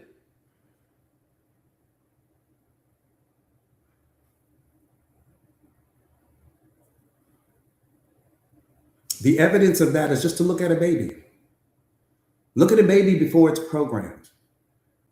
Look at a baby before it gets contaminated with whatever it is the parents have going on. When you're looking at that baby, let me tell you why you marvel at the baby. You marvel at the baby because the baby makes you remember something that's innately within yourself. The baby hasn't been programmed yet. It hasn't been conditioned by the environment, by its parents, by people, by society. It's pure love. And if you take that baby without human involvement, and you put that baby in another room with the baby, they'll never see color, never see race, never see pain, never see problems, never project hurt onto you. They'll never do it until the parents get involved. We don't play with kids like that. Be careful with this. We move this way. We are this religion over here. We do that over there. And then the baby just doesn't understand. So the baby listens to the parent because the baby needs that love from the parent. And that's how you got programmed. You started seeing the world through the eyes of your parents, through the eyes of religion, through the eyes of your grandparents and all these other people that have been making these deposits in you your entire life. Your vision is predicated on that. That's why you have to get deprogrammed, because again, that's not how you came into the world. What is self-awareness doing? It's getting you back to your natural state of being, not to where you move through the world like the child, but you get back to your childlike love, your childlike essence, where you're not seeing the world through color, you're not seeing the world through your pain, you're not seeing the world through your assumptions, you're not seeing the world through your prejudices and everything that you've been programmed to see the world through. It's no more of that. It's all over. Because you're going to understand that everyone that programmed your parents only gave you what was programmed through them. So somebody programmed to condition them. They programmed to condition you. You probably programmed to condition your kids. And that's how it's been grown. But that's why God has given you an opportunity to break that chain. That's why you're here.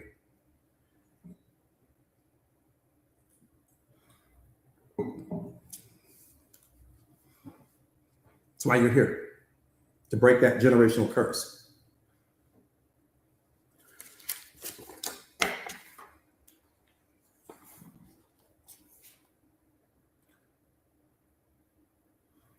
That part right there, yeah. When you got that part right there, beloved, what you just said, when you got programmed and conditioned by your parents, it ain't like, it's not like that they were trying to hurt you.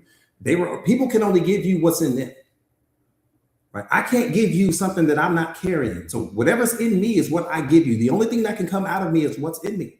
So your parents didn't have the emotional intelligence, and they didn't have the self-awareness, and they didn't have the self-mastery, and they didn't have, a deep understanding of, they didn't have all of that. My parents didn't have all of that. Right? So how can they give me something that they were never in possession of themselves? Right? So you got to understand that. So that's why you can't see.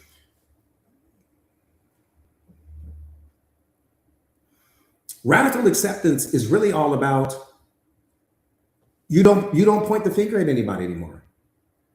You don't blame anybody anymore. You're not upset with anybody anymore. Right? You fully accept everything that has happened leading up to this moment, because you understand that everything that has happened leading up to this moment is what's getting, you're not blaming anymore. There's no more villains in your story. You're accepting what is.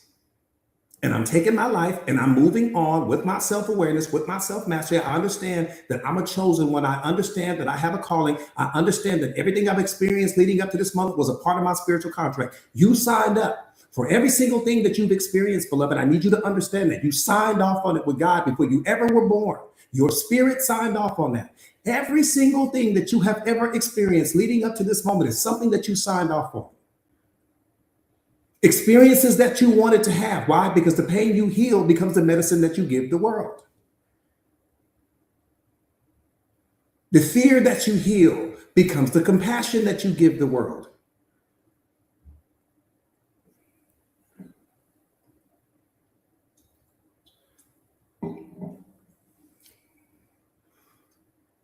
That part right there, Lynn. So it's all a part of your spiritual. So why would you be upset? See, that's what I'm saying. If you're not self-aware, then yeah, be upset about your past. I won't hold you there.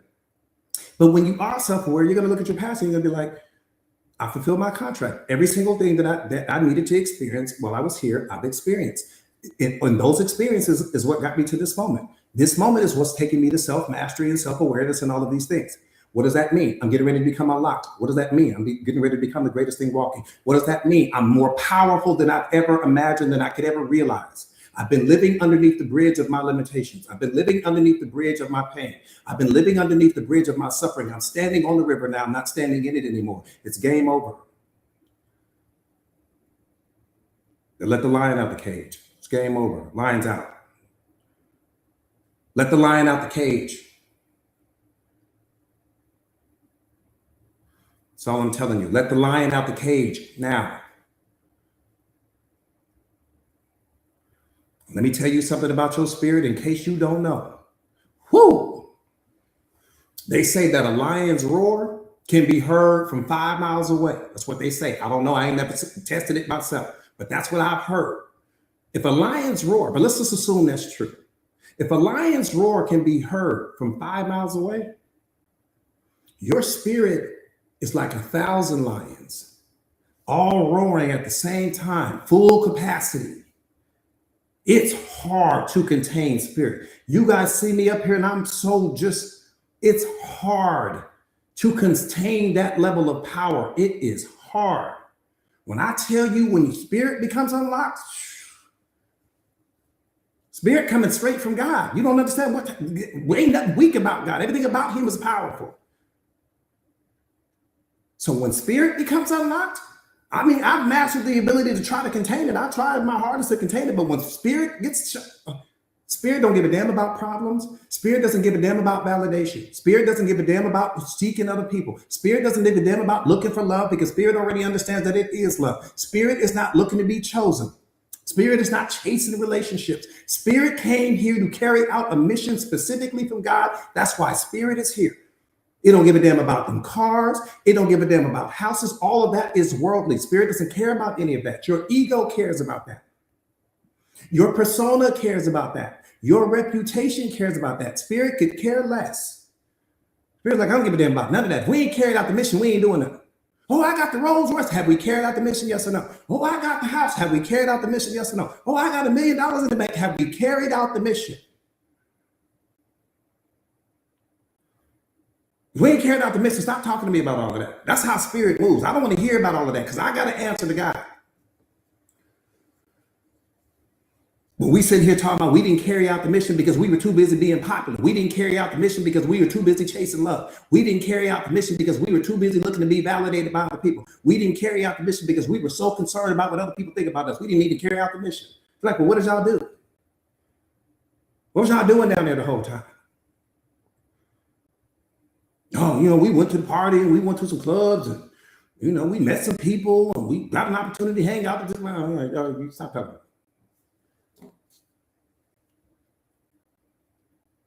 You ain't do nothing.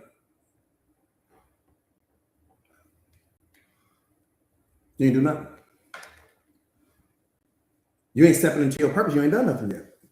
See, what you have to understand is that your purpose impresses the world. Your discipline impresses God. It's so important for you to understand that. He's measuring your life based upon the strength of your discipline because the strength of your discipline determines who you really are. So one more time, your purpose attracts people, but your discipline impresses God. So people are going to be impressed with your purpose all day long. They're going to be impressed with your look. They're going to be impressed with your talent. They're going to be impressed with your skills all day long. Don't put no energy into that. Do not put any energy into that. Oh, you so amazing. You so pretty. You lay the ground. You lay in the foundation for your suffering. You so amazing. That's how they saw you in that moment, beloved. That's their perception of you in that moment. You don't give energy to that.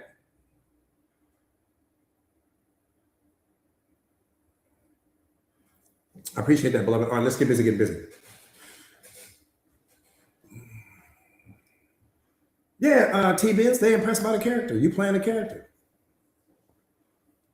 And what we don't understand is that people fall in love with the character. They don't fall in love with your essence. That's the part that we don't understand. Uh-oh. Truth has showed up. I said people fall in love with the character. They don't fall in love with your essence. That's why relationships fall apart. Too much truth.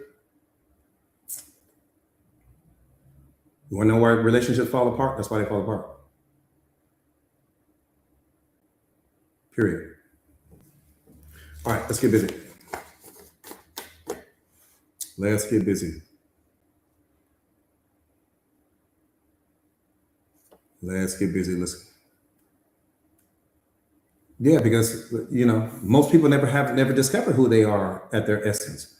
So we wear the mask, right? We have the persona, right? We go through the reputation. We go through. I got my degree here, and I'm this level of education here, and all of these things is what makes up the character. Your ego, all of that what makes up the character. So the person falls in love with the character. Not who you are at your essence, because you haven't discovered yourself that deeply as of yet. Most of you guys haven't even discovered who you are at your essence as of yet, meaning you haven't had your spiritual awakening. So if you haven't had your spiritual awakening, that can only mean that it's humanly impossible for that person to have fallen in love with your essence. They haven't seen you that deeply yet, beloved. You ain't seen yourself that deeply. So what would they? So if there's only two things: there's the character, and then there's who you are at your spiritual essence. There is no in the middle. So if they didn't fall in love with who you are at your essence, then what else did they fall in love with? See, I tell you guys this all the time. We don't fall in or out of love. We fall in or out of everything that isn't love. Big difference.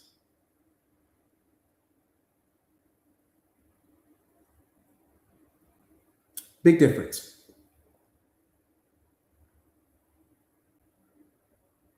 One more time. We don't fall in or out of love. We fall in or out of everything that isn't love. Don't let that one go over your head.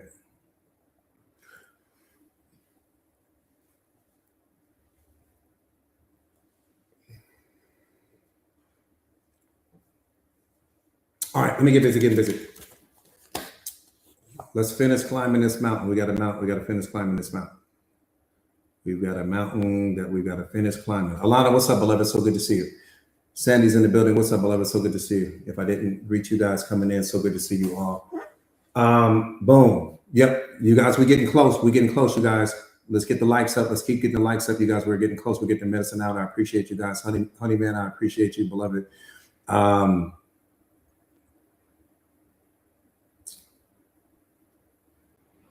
appreciate the gifts, you guys. I appreciate the gifts more than you know. All right, let's get busy getting busy. Let's get busy getting busy, getting busy, getting busy, getting busy, getting busy, getting busy. My favorite word.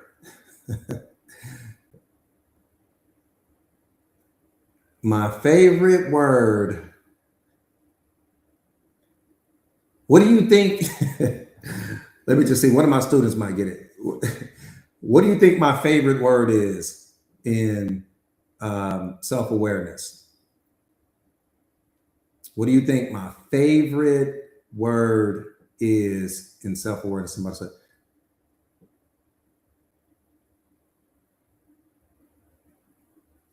Blondo, you got it. He got it. Look, come on, Nay. Come on, Nay. Come on, Nay and Blondo got it. We ain't even got to go no far. Nay and Blondo, they got it. They got it. They got it fast too. Y'all been around me too long. That's the problem right there. Impermanence. Impermanence. Impermanence. Because when you master impermanence, woo! When you master impermanence, they can't touch you. It's over with. Close the party down. I'm going to break it down for you right now, beloved. Rosie, I'm going to break it down for you right now. I'm telling you right now, when you master impermanence, you're going to tell them, quit talking to me. That's what you're going to tell them. Stop talking to me. All right, here we go. There are two reasons why people suffer emotionally and psychologically. Only two. One, they don't understand impermanence. Two, they don't understand themselves. Period.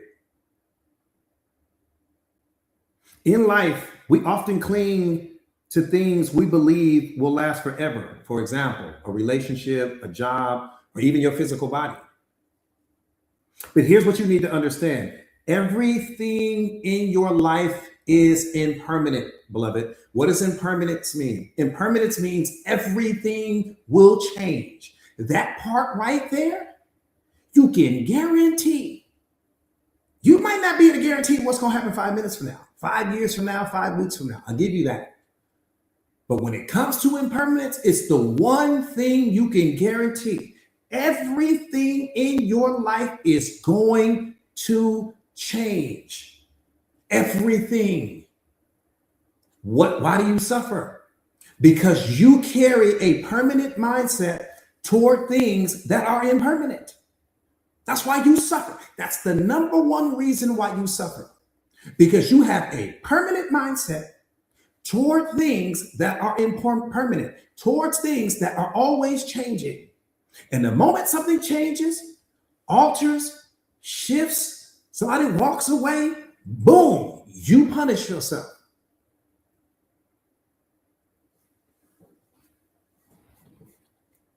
So one more time. There are only two reasons why people suffer emotionally and psychologically. I'm not talking about physically. Number one, they don't understand impermanence. Number two, they don't understand themselves. But here's what you need to understand. Everything in your life is impermanent, beloved. I need to say that 1,000,000 times. Everything in your life is impermanent. Everything in your life is impermanent. You got to get this mindset, beloved. It's going to eliminate all your suffering. Everything in your life is impermanent. Nothing in your life is fixed, not including you.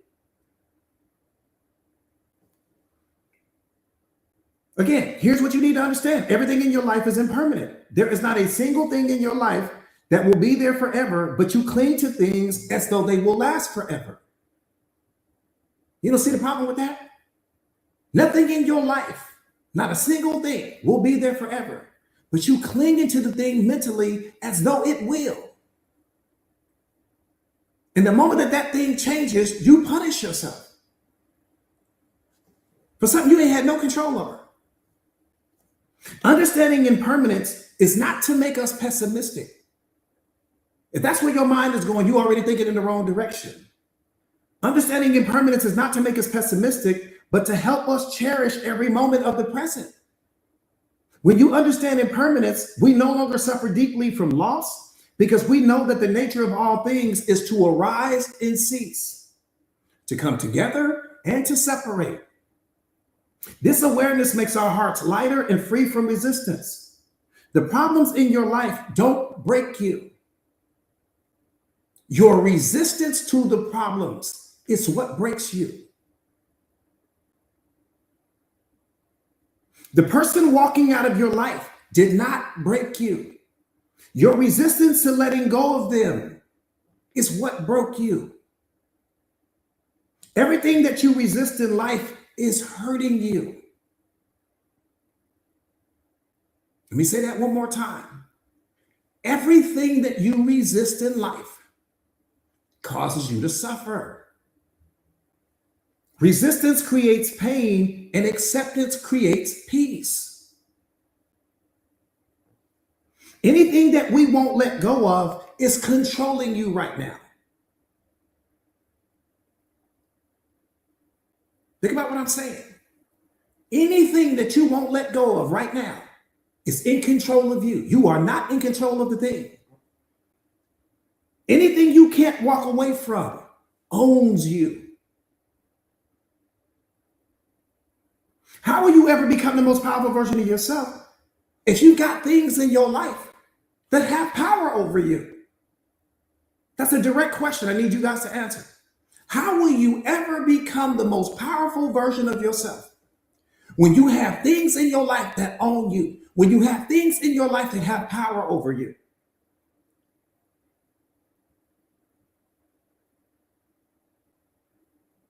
How you going to do it? Inquiring minds want to know. The only thing that's real, beloved, is the story you tell yourself about the jewelry. Everything else is fake. Think about what I'm saying.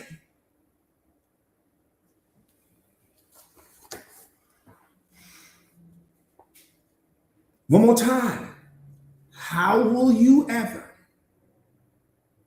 become the most powerful version of yourself if you have things in your life that have power over you? Because you have a fixed mindset toward things that are impermanent. One more time. What does impermanence mean? It means that everything in your life will change. Either you'll outgrow the thing will outgrow you, you'll fall out of love with the thing will fall out of love with you. Everything is going to be changing, beloved.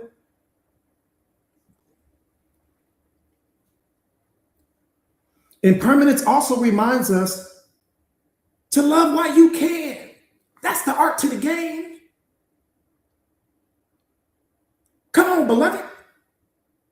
You are a divine being. God is giving you access to certain people, certain places, certain situations, certain things, so that you can enjoy the thing while you have access to it. And because you don't know what's going to happen 5 minutes from now, that should be the number one reason why you place maximum value on the thing that you have access to right now, because you don't know how long it's going to be there. See, this is what changed my life. I don't know how long things are going to be there. I got my mom right now. My mom is old, but I don't know how long I'll have my mom. So guess what I'm not doing? Living my life like I got 1,000 years to live it. Looking at her like she gonna be here forever. I enjoy every single moment that I can, and I extract the value from that. So that way, when I do lose her, even though she never belonged to me, when I do lose her, I don't suffer because I got to enjoy her. I place maximum value on her. That's what I'm saying to you. You walking around here living your life like you got 1,000 years to live. So guess what you're doing? You got access to certain people, but you're not placing high value on that person. And you're not placing high value on that person because your ego has you convinced that you're going to have forever with this person. You have a forever mentality toward things in your life that are impermanent. And in the moment you lose that person, now you got all this regret. Now you got all this pain. Now you got all of this, oh, coach, I wish I had spent more time. And I wish all that wishing going on because you're not taking advantage of what God has given you access to right now. Everything that he's given you. Think about a flower. Let me give it to you a way I know you don't miss it. Let me give it to you a way I know you don't miss it. about a flower. I want you to picture in your mind that you walk outside and you see the most beautiful garden you've ever seen. There's a rose in that garden. You've never seen this rose before. So you walk over and you pick the rose. The moment that you pick that flower, it begins to die in that moment because you detached the flower from its life source. The flower begins to die the moment that you pick it. So you take the flower inside, you find a nice vase to put the flower in, boom, and you put some water in there. But the flower, you have a limited amount of time with that flower in that moment. Freeze that thought. Every single person in your life is like the flower. You don't know how much time you have left with that particular person. That's what impermanence teaches you. It snaps you into reality. Because like that flower, at some point in time, the very flower that you picked, you're going to have to get rid of it. Not because the flower wasn't worth picking, not because it wasn't beautiful, but because the moment that you pick the flower, it began to die in that moment.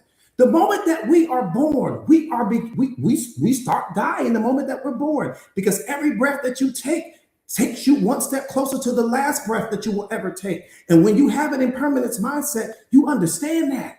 I have a limited amount of time with certain people. I have a limited amount of time with certain things. I need to appreciate what's here while it's here and not living through my memories of what I used to have and who I used to be. That's what creates the suffering. Telling you right now, you can go to any floral shop right now and go and buy a dozen red roses. You have a finite amount of time with those flowers, beloved. Look at every single person like a flower. It's not that the flower was never worth picking. Of course it was. What makes the flower special is the fact that you don't have forever with it. That's what makes it special. You don't have forever with it, but you don't have forever with people, but you treat the people like they're going to be here forever. And that's what makes you not place as much value on them as you should. Oh, I'll call later, and oh, I'll go see this person later, and oh, I'll go do this later, and I'll go do all this later mindset. You don't have a later. Later is a story that you're telling yourself. You don't have a later. What you have is right now. You ain't got no later. You can hope for a later, but what you have is this moment. You know how many people that are no longer here that all thought that they was going to have tomorrow, that never made it through today? Had all these plans for the future, had all these plans for this and that. Do you know how many people like that is like that right now? They ain't made it to this part of the day like you. That's what impermanence does. It snaps you in to reality. Stop living your life like you got 1,000 years to live it. You don't own the next moment. The next moment belongs to God. You own the one you are standing in.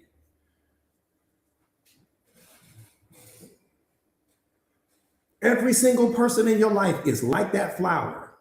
They've already been picked. They are in your life for a reason, so that you can appreciate this person, so that you can create. See, here's the thing. People are coming into our lives for two reasons. One reason is to help us unlock the love that's already there. The second reason is to show us the love that's already missing.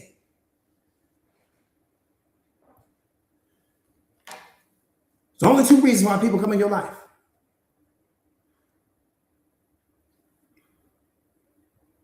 Most people won't tell you that because they don't know that. That's why they can't tell you. They don't know that. The only two reasons why people come into your life. People come into your life to help you to unlock the love that's already in you. And then another reason why people come into your life is to reflect the love that you weren't willing to give yourself.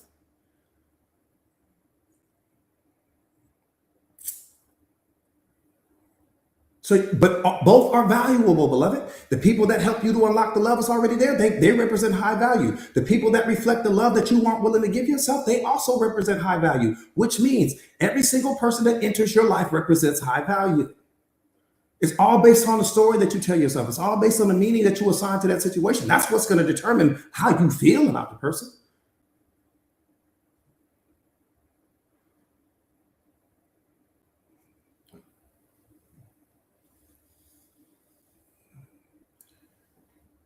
What's up, Queen? So good to see you, beloved. So every single person that comes in your life, just pause for a second. I'm talking about all the new people. I ain't talking about people that you already know. When someone new comes into your life, just pause and just look at that person, just in your mind's eye. You don't have, this isn't anything I want you to say out loud, but just in your mind's eye, just understand two things are getting ready to happen. That person is either getting ready to help you to experience more of the love that's already in you, or they're coming to be a reflection. They're wearing the face of the love that you're not willing to give yourself because of maybe something that happened in your past, something that happened in all of your yesterdays, something that you still haven't healed. But both people represent significant value in your life.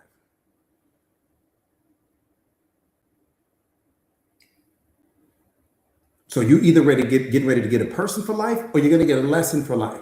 Both represent high value.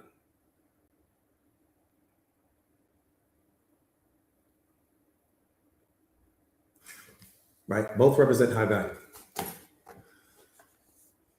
Both represent high value.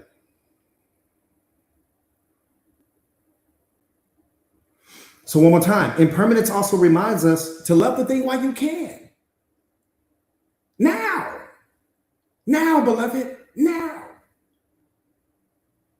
And what you're doing is you what you're signaling to God is, I appreciate every person, everything, every situation, every this, every that He's given you access to. Because you ain't leaving with none of it. You ain't going nowhere. You ain't taking it nowhere. Everything in your life right now is rented. It's all rented. These are all of the tools and the resources that He gives us to help us to be able to fulfill our purpose while we're here. I don't even want to keep the things. It's not even about keeping the things. When you become self-aware, that's going to be your mindset. You're like, the money, that's a resource to help me do what I need to do. The cars, that's a resource to help me do what I need. The clothes, those are resources to help me to be able to do what I need to do. Spirit doesn't give a damn about none of that. So if you still caught up on clothes, you caught up on cars, you caught up on houses, you caught up on this person got a Chanel bag, a Birkin bag. If you still caught up on that, you're still asleep.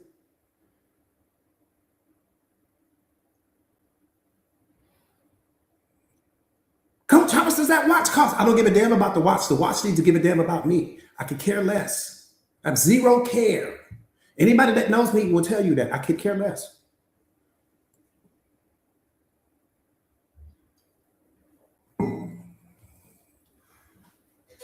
Care less.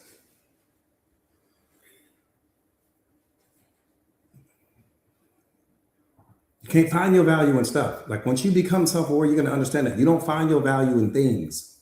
You find your value in what you are, not in what you have. What you have is only an extension of what you are. So why would you be caught up on what you have when what you have is only a reflection of what you are? What you have is only a reflection of what you bring to the moment. I don't give a damn about what I have. What I care about is the entity that created what I have. That's when we become powerful. What I care about is the entity in what God put in me to be able to create all of that. All of that's just not even important. The stuff is not important. What's important is the one that created the stuff. Now you talking. Other than that, we ain't talking. No, look at all of what I have. None of that's important. Not important. What's important is the one that manifested it all. That's the one I want to talk to.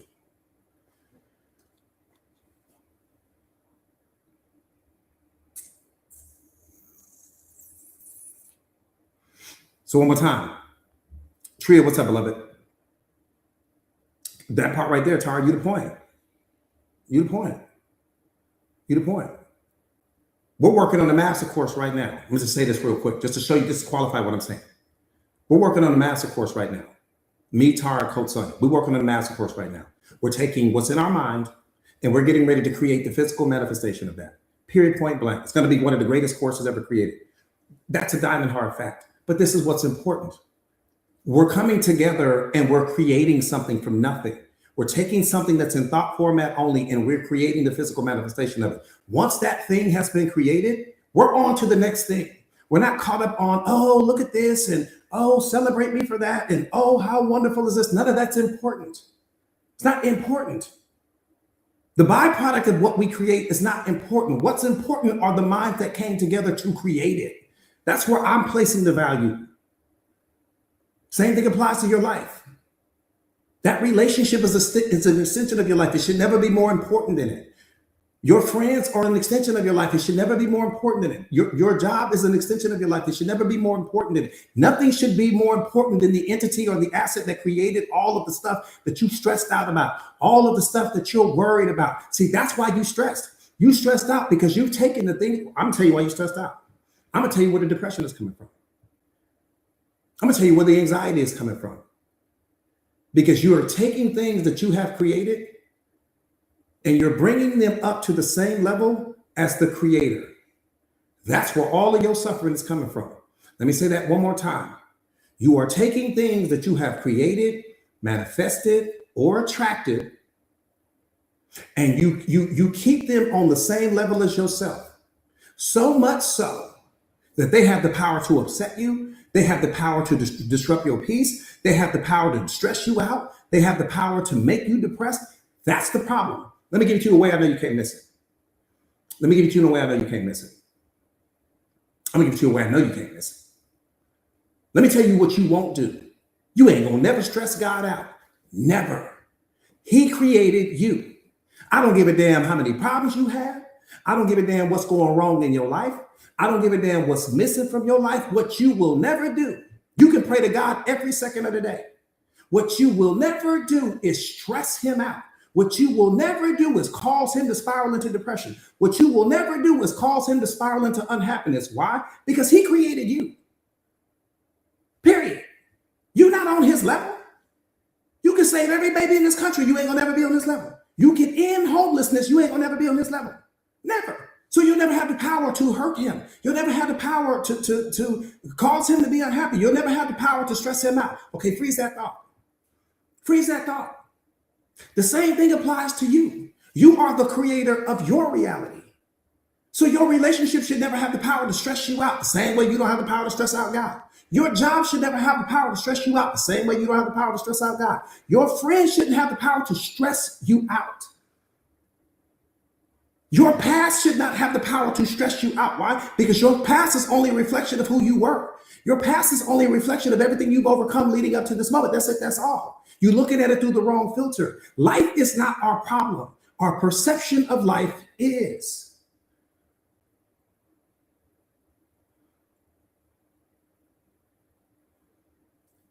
I appreciate that gift, beloved. I appreciate that.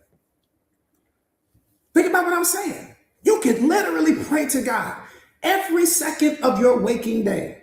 And let me tell you what's never going to happen. You ain't going to stress him out. He ain't going to be depressed. He ain't going to be unhappy. He ain't going to be worried. He ain't going to be all that anxiety. Why? Because he's the creator of you. So you're never going to be on his level. Okay, well, freeze that thought. Every single thing in your life, you are the creator of. You manifested it. You attracted it. You built it. But it can't be on the same level as you. You always have to create space between you and what you create. Starting with that relationship, starting with that job, you got to create space. The thing is either serving you or it's not. This is why I tell you guys, you can't renounce anything. You don't ever renounce things. What does renounce mean? To reject something, to resist something, because you're giving it power. Anything that you fight, you give it power. Anything that you reject, you give it power. You're giving it as much power as you are using to fight it. God created you to see through everything. What does that mean? You ask yourself a question. What real value in this moment does this thing add to my life? With no illusions, no stories, no fantasies, no, oh, one day it might be, no potential, just reality. You look at every single thing that has access to you right now. You don't renounce it because, again, to renounce something means to fight it. It means to resist it. It means to reject it. You're only going to punish yourself. Your job is to see through it.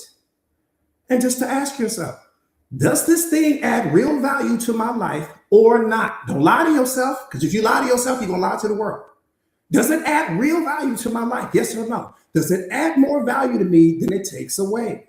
If the answer is that it takes away more value than it adds to you, then the question has answered itself.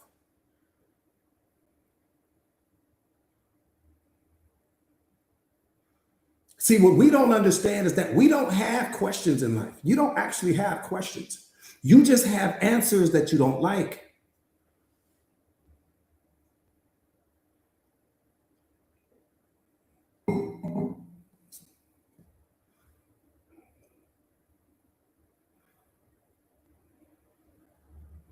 Yeah, Lynn, radical acceptance is a bad boy. It's a bad boy, beloved. It's a bad boy. It's a bad boy, bad boy, bad boy. I'm telling you, beloved, you don't have questions. You just have some answers that you don't like. You got some things that's showing up in your life that you don't like. And so the moment you start asking questions, what you're really doing is you're looking for an answer different than the one that God has already given you. That's why you suffer. You ain't never been confused a day in your life. Reality is always showing you what it is, but oftentimes we don't like what reality is showing us, so we go looking for a different answer. We go looking for an answer that aligns with the story we've been telling ourselves about what we want this thing to be. That's why so many people stay in relationships past their expiration date. The relationship has been telling you the entire time, I don't value you. I don't appreciate you. I don't respect you. I don't love you in the way that you think I love you. The relationship been telling you the whole time. Oh, let's go talk to the therapist. Why are you talking to the therapist? Why aren't you listening to the relationship? Why aren't you paying attention to the patterns? Why aren't you looking at the person's behavior? The person's behavior and their patterns have been telling you how they feel about you. But again, you got a story in your mind about how you want this thing to go, and you're looking for somebody that can confirm what you already believe to be true.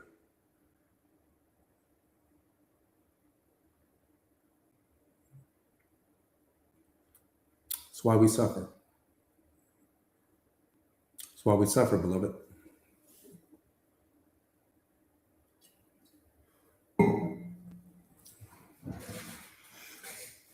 Yeah, the only thing that keeps you stuck in life is your stories. Nothing else keeps you stuck. Reality is fluid. You don't have the power to be stuck in reality. You ain't never been stuck a day in your life. You just have solutions. You just have things that you're not willing to go tackle. There's certain things that you're not willing to go tackle. That's the truth. I mean, we're gonna live in the truth. We're gonna live in the truth.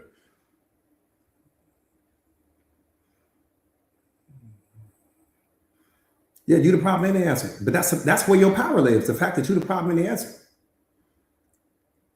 You are the problem and the solution to your life.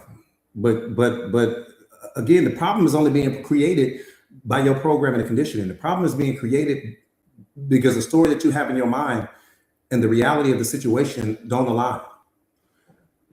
And then boom, it's going to create a problem. Everything that you call a problem is just life not going the way that you think it should. Everything that you call a problem is just reality not aligning in a way that you think it should. So the moment that reality doesn't go the way you think it should, the moment that the world doesn't spin the way that you think it should be spinning, in that moment you label it as a problem. It's not a problem in real life. It's only a problem in your mind. You don't see this level of mastery. That's why this level of mastery is so important, because you eliminate all your suffering. You suffering unnecessarily about something that's going to happen. Here's the problem. Whatever you resisting in life, whatever you fighting against in life, it's going to happen whether you want it to or not. So all of that anxiety was unnecessary. All that worry was unnecessary. All that depression is unnecessary. The person left your life already, beloved. What you depressed about? You need to be focused on who you getting ready to become. Damn what walked out the door. What's getting ready to walk in the door is where your mindset has to be. That's where your mind has to be. What you depressed for, the situation is over with. You depressed because of the meaning you attach to the situation. The story you telling yourself about the situation. The person walking out of your life, the person walked out of your life because you had already walked away from yourself. Truth just showed up in the Lambo right now. Truth just pulled up in the Lambo right now. When people walk away from us, it's because we had already walked away from ourselves. That's literally why every single person that walks out of your life, that's why they walk away. I can break that down in a way that a 5-year-old kid will understand it. Every single person that has ever walked away from you only walked away from you because you had mentally, emotionally, and spiritually walked away from yourself, because you made that relationship the priority. You stopped making yourself the priority. You made this person the priority. You stopped making yourself the priority. You put their goals and dreams on a pedestal. You put your own on the back burner. Nobody wants a person like that. That person, you only represent value to that person until that person becomes the person that they want to be. Once they become who they want to be, or they fast track to who they want to be, they don't need you anymore. The person didn't need the person you became. They needed the person you were when they met you in the beginning. You stopped being that person. Who you were in the beginning, you stopped being that person. And you transformed into something else. Of course, they fell out of love with you. You fell out of love with yourself. So what you think they're going to do? Truth is out the door.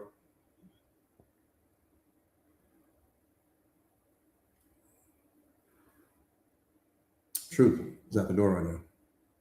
Somebody might want to get it. I'm telling you. I'm giving you raw, uncut truth right now. Queen, let them know, beloved. We this is what we do at the Mindset Masters. This is how it's working. See, let me tell you what happened. Oh, you was this badass version of yourself. When that person first met you, oh, you was something to deal with. When that person first met you, they couldn't tell you nothing. Couldn't tell you nothing. You had your life going on. You had your friends going on. You go out every now and then and go have fun. You was responsible, bills paid on time, credit off the chain. You had all these things going on. You had hobbies and goals and dreams and all of that, and it made you so attractive. It made you, had your little career going on, little car going on, little apartment going on. It made you so attractive. And then you meet this person. And somehow, some way, over the course of a certain period of time, 6 months, a year, you stop being who they met. You didn't hang out with your friends as much. Your little hobbies went away. You might have got rid of your apartment so y'all can move in together. That's where it really started. All these things you stopped doing. But hold on. That's what made me fall in love with you. Who you were then.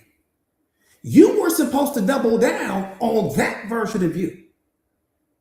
You were supposed to double down. How would you become the most powerful person? Double down on why they fell in love with you to begin with, but you didn't do that. And who you were at the end of that relationship and who you were at the beginning of that relationship, you didn't even know who you were anymore. You had lost yourself to such a degree that you didn't even know who you were. Your friends were concerned about you. Your family was concerned about you. All these people, they might not have told you verbally, but they were concerned because you were a shell of yourself. I wasn't even there and I know it.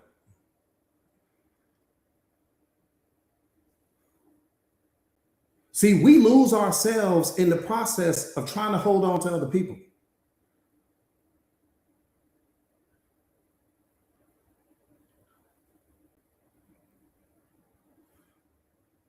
That's when we lose ourselves.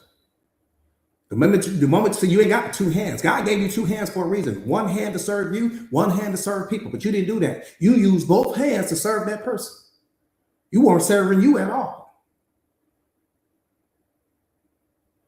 I said God gave you two hands for a reason. He gave you one hand to serve yourself. He gave you one hand to serve other people. That gives you balance. But that's not what you did. You used both hands to serve that person.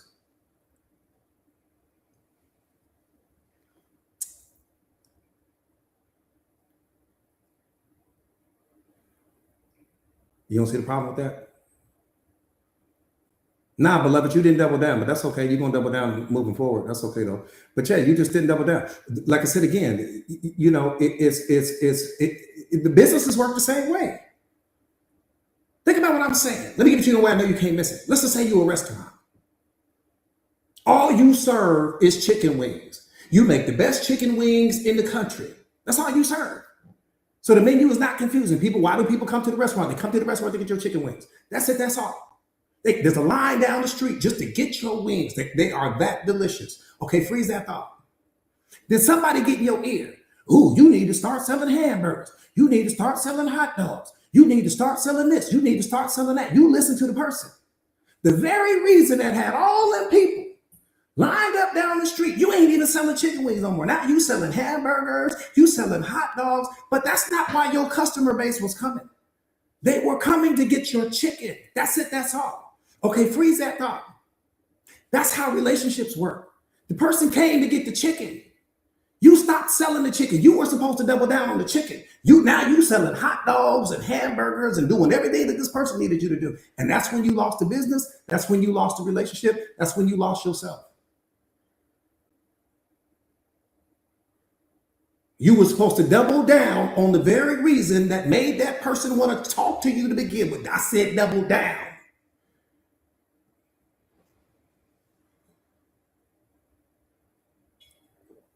If you was working out, you should have been working out twice as hard. If you were investing in yourself, you should have been investing in yourself twice as hard. If you was going out and doing your little hobbies, you should have been doing that twice as hard. Everything that you should have been doing, you should have doubled down on and been doing it twice as hard. But you didn't do that, beloved. I already know you didn't do it. That's why the relationship fell apart. I'm telling you that.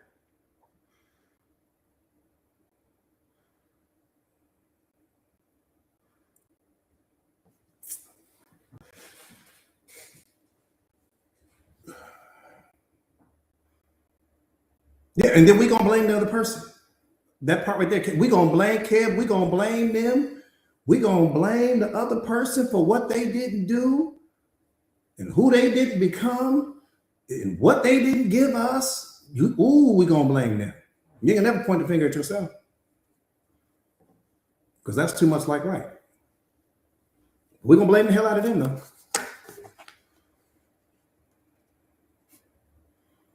Oh yeah, we're gonna blame them. World class blame, not just regular blame, world class blame.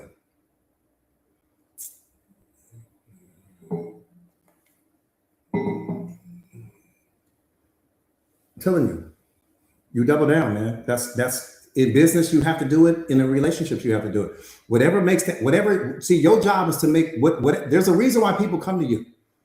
There's a reason why people talk to you. There's a reason why people want to be connected to you. Your job is to find out what's that reason. There's a reason that made that person come. Something made that person come. But you can't get caught up in the you're so pretties and the you're so smart and the you so this is and you so that and I love your body, you so tall, you so strong. You can't get caught up in all that's the smoke screen. For what I'm really coming to get. That's just me knocking at your front door. We call that getting in through the front door. That's just me knocking at your front door. With all of the praise that I'm getting ready to give you. What you got to be focused on is, why is this person talking to me? Is the story in their mind and what's coming out of their mouth, is that aligned? What's the agenda here? What's the motive here? Now, this ain't something that you're saying out loud. This is something that you're thinking. Because the moment that I understand why you want to be connected to me, why you want to talk to me, why you are attracted to me, instantly in that moment, I have to double down on that. Because when I double down on that, it strengthens whatever the bond is. It strengthens whatever the relationship is. I got to double down on that. That's going to give me drive. That's going to give me motivation. But that's also the thing that's going to keep you chasing me and not have me chasing you. And that's exactly what happens. You started chasing the person. The person wasn't chasing you. You started chasing the person. In the beginning, they were chasing you. In the end, you were chasing them. Too much truth? I'm just asking, is it too much truth? I'll tone it down. I will tone it down. Keziah, what's up, beloved? So good to see you. I will tone it down if you need me to.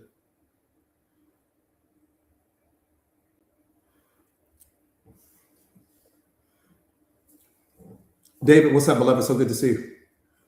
I'm telling you, I wasn't even there and I can tell you what happened. I can tell you what happened at a 9 out of 10. I can tell you why the person got together, why they fell apart, when things went left, when it went right, why it happened.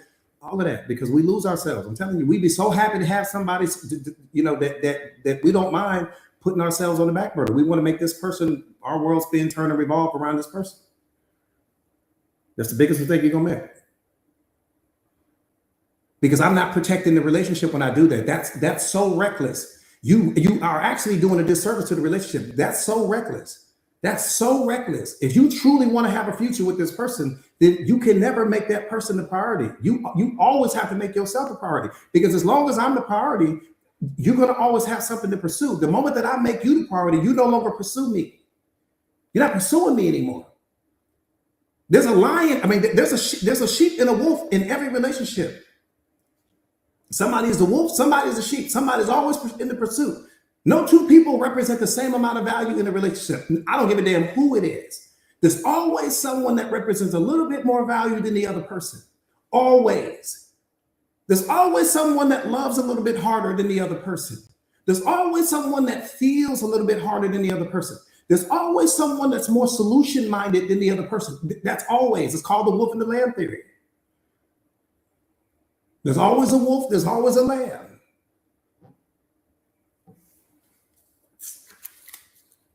All right, I'm gonna set my mic down right there. I could go on and on and on. I'm gonna set my mic down right there. Right there, right there, right there. Do me a favor real quick, you guys. Yeah, wolf and the lamb theory. It's not pinpoint accurate, but it's pretty damn spot on. Pretty spot on. It's pretty spot on. Do me a favor real quick, you guys, and type me in the comments. You're welcome. You're welcome. You're welcome. Girls, you're welcome, beloved. Yeah, absolutely. Absolutely. Leticia, absolutely, beloved. So good to see you guys. So good to see you.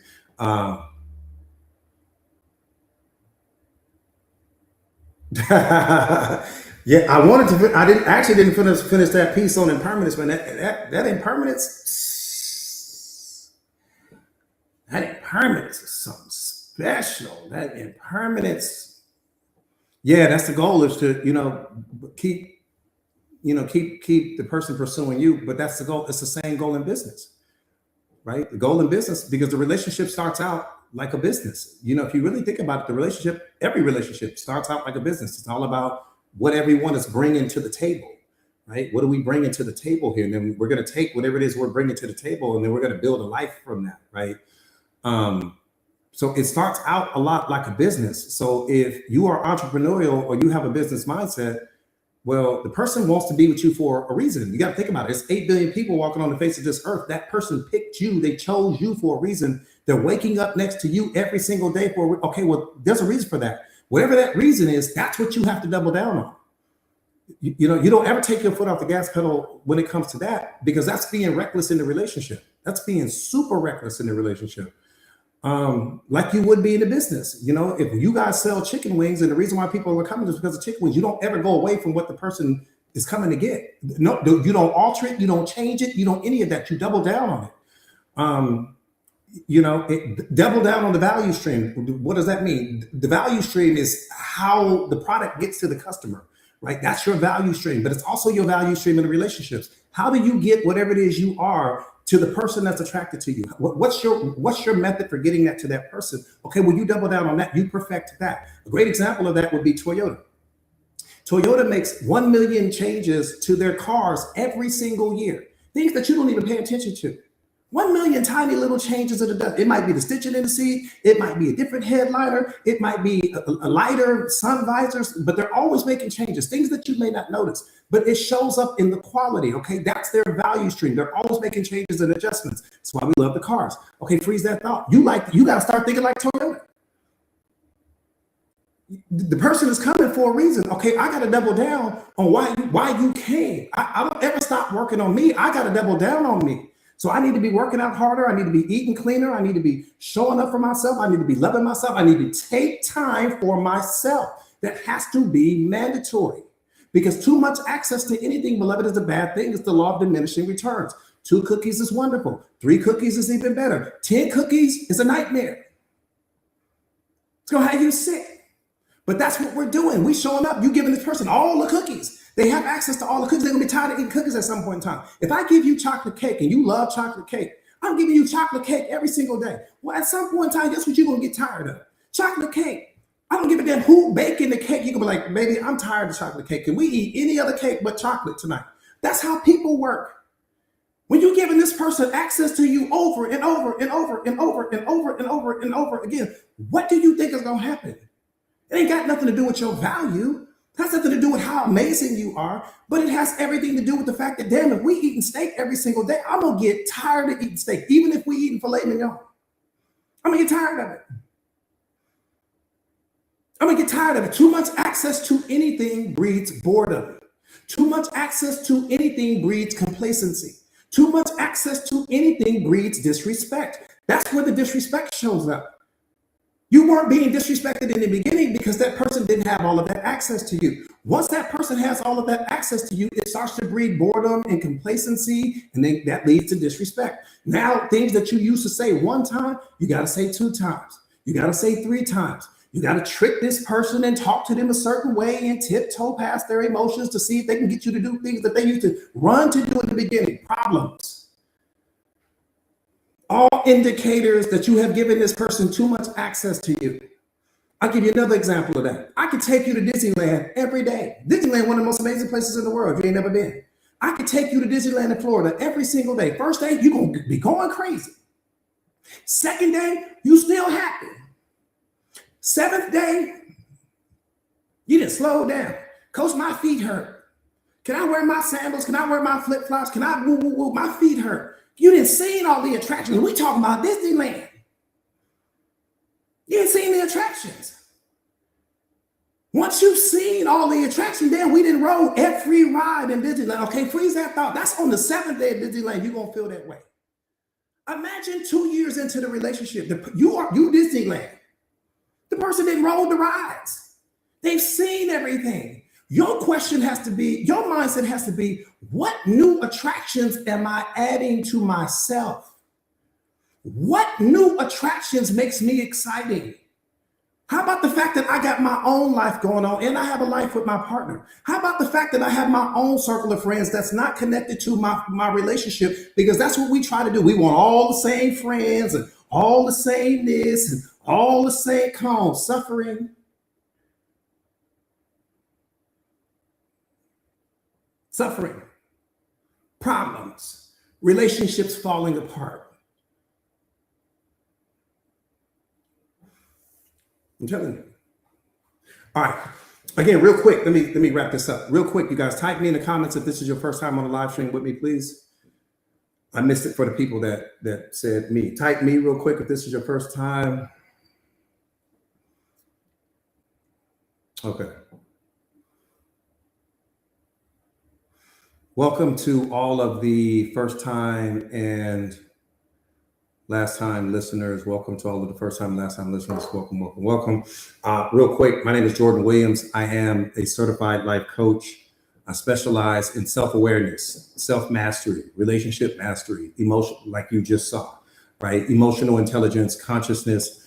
I specialize in helping my students and my clients all over the world to become the greatest, strongest, most confident, and most powerful versions of themselves. I have been coaching for a little bit over 2 decades now. I've been a secret weapon for a lot of powerful people. Doctors, lawyers, entertainers, politicians, entrepreneurs, CEOs, you name it. I have coached them. I am also the best-selling author of this book, The Secret of Awareness. How powerful are you ready to be? This book is a bestseller. It is a game changer. It's available on Amazon if you already don't have a copy of it. My purpose in life is to help you to discover yours. That's it. I don't have a purpose outside of that one. My purpose in life is to help you to get to what we call an awareness, your zone of genius. Your zone of genius, the word genius and awareness has absolutely nothing to do with genius if you were to Google it or something, right? Zone of genius and awareness is just when, so you have your zone of competence, right? And your zone of competence is where most people are operating out of that. What that basically means is that you do whatever it is you do just as good as everyone else. Okay, great. And then you have what's known as your zone of excellence. Your zone of excellence means that you do whatever it is you do, but you do it just a little bit better than everyone else. And then you have your zone of genius. Your zone of genius is when your purpose and your passion combine, because that's when you truly become the most powerful version of yourself. And that's what your zone of genius is. That's all it means. It just means that your purpose and your passion have united, right? They've connected. And in that moment, you are the strongest, most powerful, most confident version of yourself. And so that's where my focus is with respect to as a coach and helping people just to get to that place. Because once you get to your zone of genius, you can wrap a business around that. You can become an author. You can start creating content. You can become a coach. You can become a public figure. You can do speaking engagements all over the world. You can do amazing things, because most people never make it to that place. After that, it's all about, how do I package this? How do I market this? How do I monetize this in a way that not only serves people, because that's your purpose, that's your calling, but in a way that puts you in a position to also be able to create generational wealth for yourself, your family, your bloodline, fill in the blank. That's what it's all about, getting to your zone of genius. Again, your passion is for you. Your purpose is for the world. Your purpose is the thing you give away, right? Your purpose is not for you. And in fairness to the truth, your life is not for you.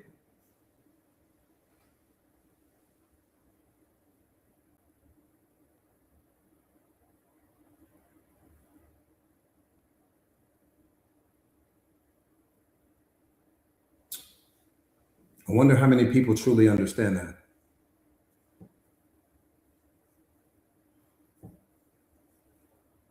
I wonder how many people truly understand that, because that is why you suffer. You want to know the truth? That's the truth. That's the truth. Your life is not for you, even though you made it all about you. Your life is for service, because that's why we're here. That's why I do what I do every single day. It's about service, beloved. It's about the people that I have an opportunity, very important word, let's double down on that word opportunity, about the people that I have an opportunity to serve. I am serving you right now. You are not serving me. God is serving you right now. He's the example, beloved. He's the greatest example that you ever see. You are not serving him at all. He is serving you. And he's showing you through that model. He's showing you through that blueprint how you live your life, how you conduct yourself. The fact that he doesn't judge you for your past, the fact that he doesn't judge you for your pain, the fact that he doesn't judge you for all of the things that you do in the dark that no one else knows about, the fact that he doesn't judge you for anything that you think you were or you think you needed to be for someone else. He doesn't judge you for any of that. He gives you unconditional love. What does that mean? He gives you love without expectations. He gave you this life so that you can model him. He gave you this life so that you can be a reflection of him, not to hold the reflection of the world, but to hold the reflection that he carries. And he put certain gifts in you, certain talents in you, certain skills in you, certain abilities in you that would help you to have to be able to attract and create and have access to all of the resources you would need to carry out your purpose and to carry out your mission, period. Because your spirit is eternal, beloved. Your spirit is not impressed with this life. Your spirit is impressed with what you do with this life, because that's what's important. What do you do with it? Because your life is so powerful, it's like a gun. You can point it in the direction of anything you want, but wherever you point it, you become. If you point it in the direction of love, you'll become that. If you point it in the direction of your pain, you'll become that. If you point it in the direction of what you don't have, you'll be a reflection of that. Your life was given to you so that you could serve as many people as you come in contact with, so that you could transform your life into something so powerful that it would inspire people, and it would motivate them, and it would ignite them, and it would help them to become unlocked and help them to become unleashed like you have the opportunity to do. That's what it's about. But somewhere along the lines, we missed that. Somewhere along the lines, we made it about us.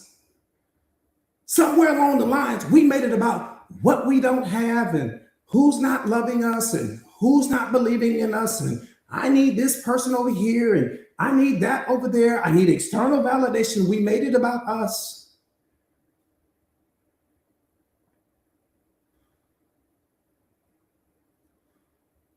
You weren't sent here to find God. You were sent here to remember that you never left him. That's what the spiritual awakening is about. It's about you remembering that you never left him. How do you find something that you've never lost? How do you discover something that's not missing? It's like you walking around looking for your glasses. You tearing up this couch and you looking through the drawers and you tearing up the sheets on the bed. You looking everywhere for your glasses. They've been on your head the entire time.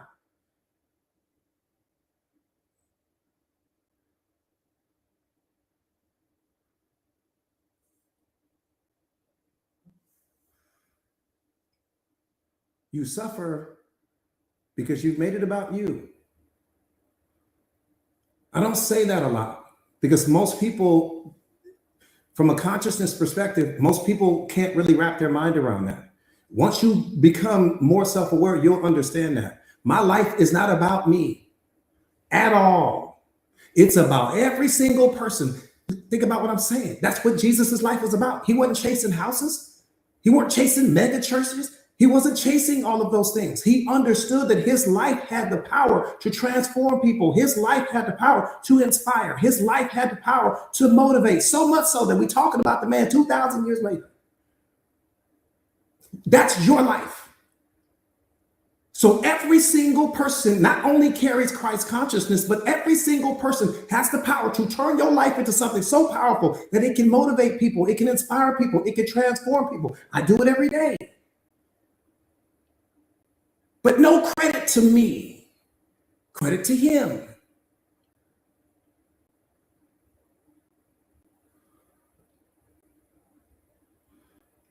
What will you do with your life?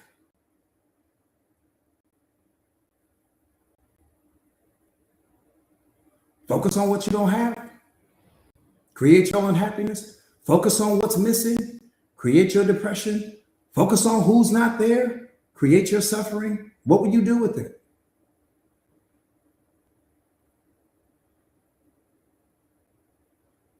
The reason why God doesn't fix your problems is because he created you to be the solution. And fixing your problems would only cripple you. So he lets you figure it out the same way that you let a little baby figure it out when they're beginning to walk for the very first time.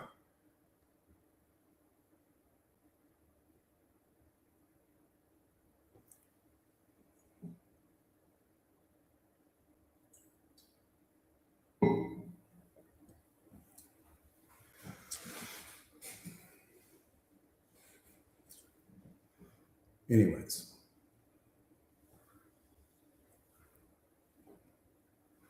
For all of the new people, again, welcome to all first time and last time listeners.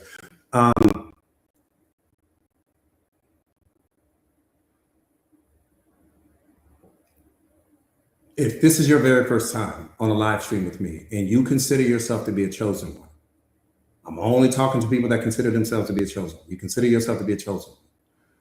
You believe that there's a calling on your life greater than whatever it is you're doing for your 9 to 5, right? Spiritually, you feel like there's something bigger, there's something more that you are supposed to be doing with your life.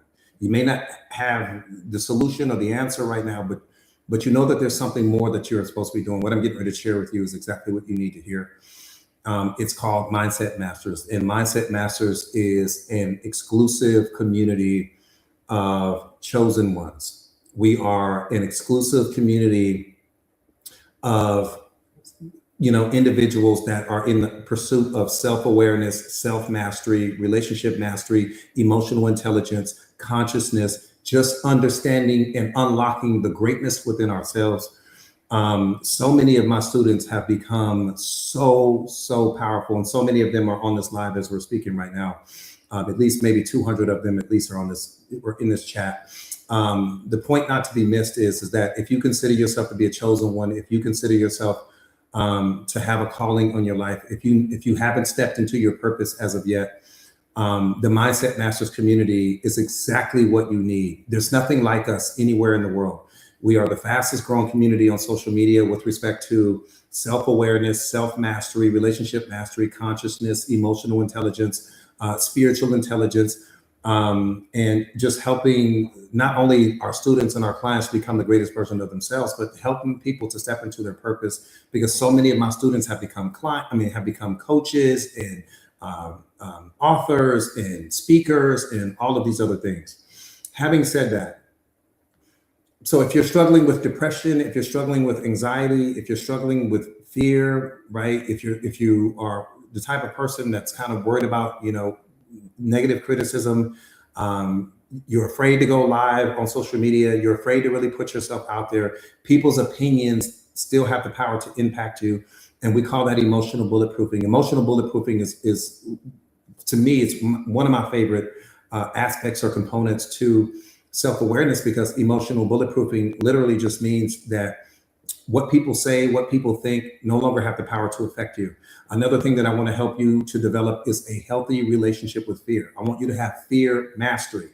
The moment that you obtain fear mastery, your life is going to change in ways that you cannot imagine.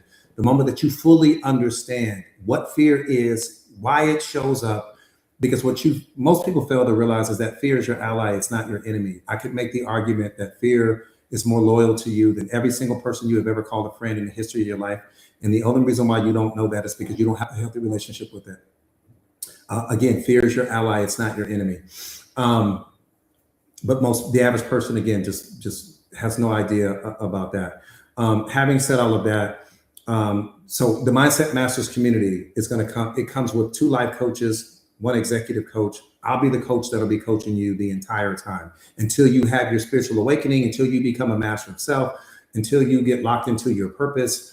And then we can figure out whatever it is that you want to do to package that, whether you want to travel all over the world and become a public speaker, whether you want to share your story, whether you want to write a book, create content, whatever it is that you're going to want to do with that power, because it's very, very powerful once you become the strongest and most powerful version of yourself, because everybody wants to have access to that version of you, because most people aren't disciplined enough to unlock that version of themselves. And that's why this community is so important, because you're surrounded by people that are on a similar journey to you. You're literally in a virtual room full of people that are pursuing and going after everything that you're going after. Why is that important?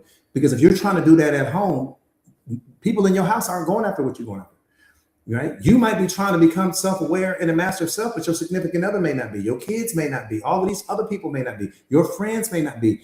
God put a calling on your life. It's not a group chat.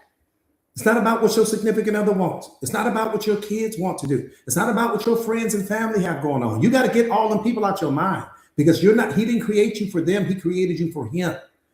And that's where we drop the ball. We don't understand that. God did not create you for everybody that's chasing you in life. God created you for him. It's where we start. Other people get to benefit off of you. Other people get to benefit from what you bring to the table. Other people get to benefit from all of the gifts and the talents and the skills and ability that he put in you. Let me qualify that in case you're struggling with it. It's like the ocean. You don't own the ocean. You get to benefit from it. It's like Mount Everest. You don't own Mount Everest. You get to benefit from it. It's like the sunset. You don't own the sunset. You get to benefit from it. The same thing applies to you. People get to benefit from you, not control you, not manipulate you, not take advantage of you, not put their hands on you, not disrespect you. They get to benefit from you. But when you don't know your value, they won't know it either. Period. People are only going to treat you the same way you treat yourself. You are the model that they're going to follow. So all of that, don't talk to me like that, and why'd you say that, and I don't deserve that. It's the weakest thing that can ever come out of your mouth. The weakest. The weakest. All that's over with. That changes today. That changes today. So the Mindset Masters community, if you are ready, let me tell you what else comes with the community. So the entire community is $1 a day. It's $29 a month, no contracts, no obligations. $29 a month, that's it. You might want to come for a month. You might want to come for 2 months. You might want to come for 6 months. I can promise you this. This live stream may have brought you to this moment, but your spirit is what wants to go to that community, because your spiritual awakening is inside of that community. You becoming the master of self is inside of that community. What you're going to receive when you guys get signed up today, what you're going to receive is a free copy of my book, The Secret of Awareness. How powerful are you ready to be? This book is available on Amazon. It's a $39 value. You're going to get the book today because it's essential. Also, when you guys get signed up today, you're going to get a free copy of my e-course, The Fearless Mindset. You're going to need that because that's essential. Okay. Also inside of the community, again, you're going to gain access to all of my live streams like the one you're watching right now. They're like master classes. So you're going to need pencils, pens, notepads, vision boards. You're going to need all of that because all of that's going to be what's coming. You're going to also gain access to my podcast inside of the community. Because the podcast is fire. It's my favorite thing because I'm always on the go. So I get to listen to the podcast while I'm on the go. So many episodes, you won't even be able to make it through all of them. And then also what I write every single day, is so powerful. So it's really like a triple threat because I'm writing for you guys every single day. You've got access to the podcast. You got access to the live streams. You got access to me. You've got access to other coaches. You have access to everything you need. Think about it like martial arts. That's how I want you to think about it. When you walk into a martial arts dojo, you don't know anything at that time. You don't know a thing. You don't know how to throw a proper kick. You don't know how to throw a proper punch. You don't know how to do any of that. Well, what's the master's job in that moment? To make you a reflection of him. He's trying to get you to black belt level, or she's trying to get you to black belt level. Okay, freeze that thought. That's my job. I'm the master. My job is to get you where I am. That's it. Once you get to this place right here, then you may want to go and start doing all these amazing things out in the world. But let's get you here first. So that's exactly how I want you to think about it. This is just like this is your first day of kickboxing, your first day of martial arts. You're going to come in, you're not going to know anything. That makes all the sense in the world. Okay? We're all doing life for the very first time. Don't ever forgive that. Don't ever forget that. Give yourself some grace. We are all doing life for the very first time. Nobody has life mastered yet because you don't know what's going to happen tomorrow. You can only master what has happened leading up to this moment, but you don't know what's going to happen 5 minutes from now. And that's what gives life its value. Okay. So having said all of that, if you are ready, and let me just say this real quick for you guys, because testimonials are everything. Testimonials are everything. For everyone that's getting ready to sign up in the community today, just read the testimonials, because a lot of my students that are inside of the community right now, just read the testimonials. For all of my students that's inside the Mindset Masters community, do me a favor and drop a couple words in the chat with respect to what your opinion of the community is.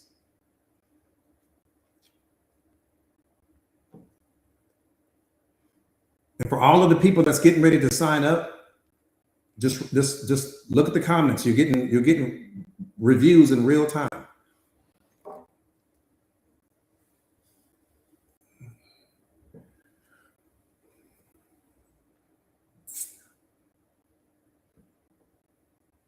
You're getting reviews in real time.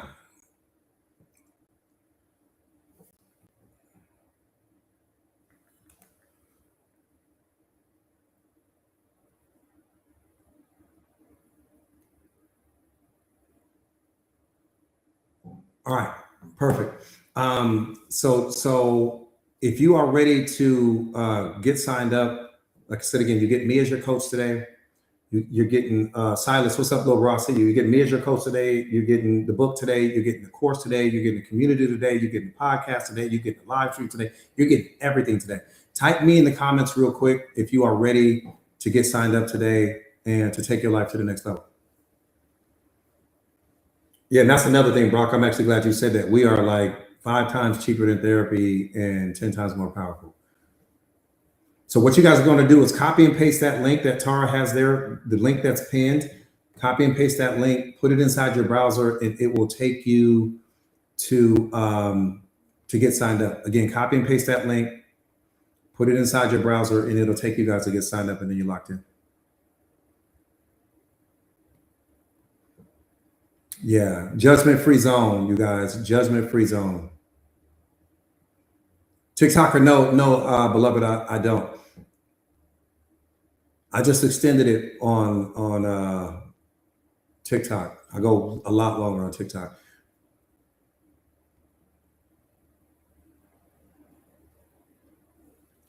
With that, I see you, beloved. Again, copy and paste that link, you guys. Put it inside your browser, and then it will take you to the community to get signed up, and then you guys will be locked in and ready to go. You said you prayed for your awakening? Yeah, you're going to get it. Yeah, you're going to get it. It's going to be amazing when it happens. It's going to be amazing when it happens. So many of my students have gotten it already. It's mind-blowing how many people have already received it. Twin locks, I see you, beloved, I see you. I'm glad you enjoyed the lives. Yeah, I'm glad you enjoyed the lives. I didn't get to go as hard as I wanted to today on the back end of it because I wanted to wrap up that piece on impermanence, and I didn't get to go super deep on that. But I'll catch it on another day. Cody, what's up, Cody?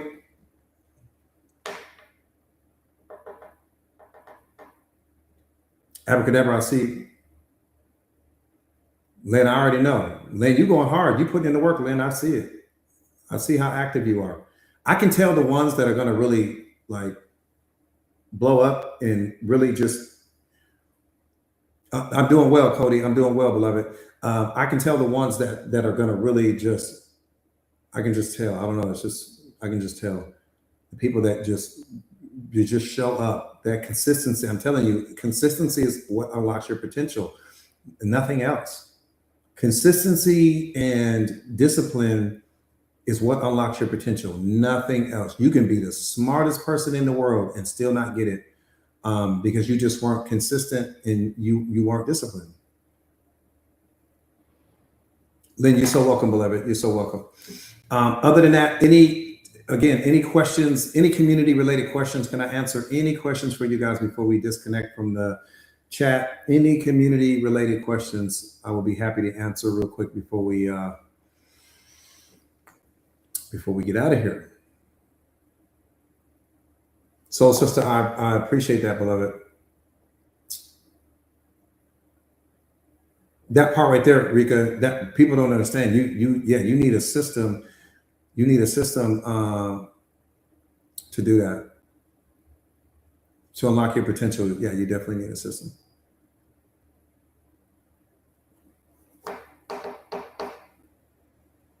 Honey man, I see you. George Otto, what's up, my brother? I see you.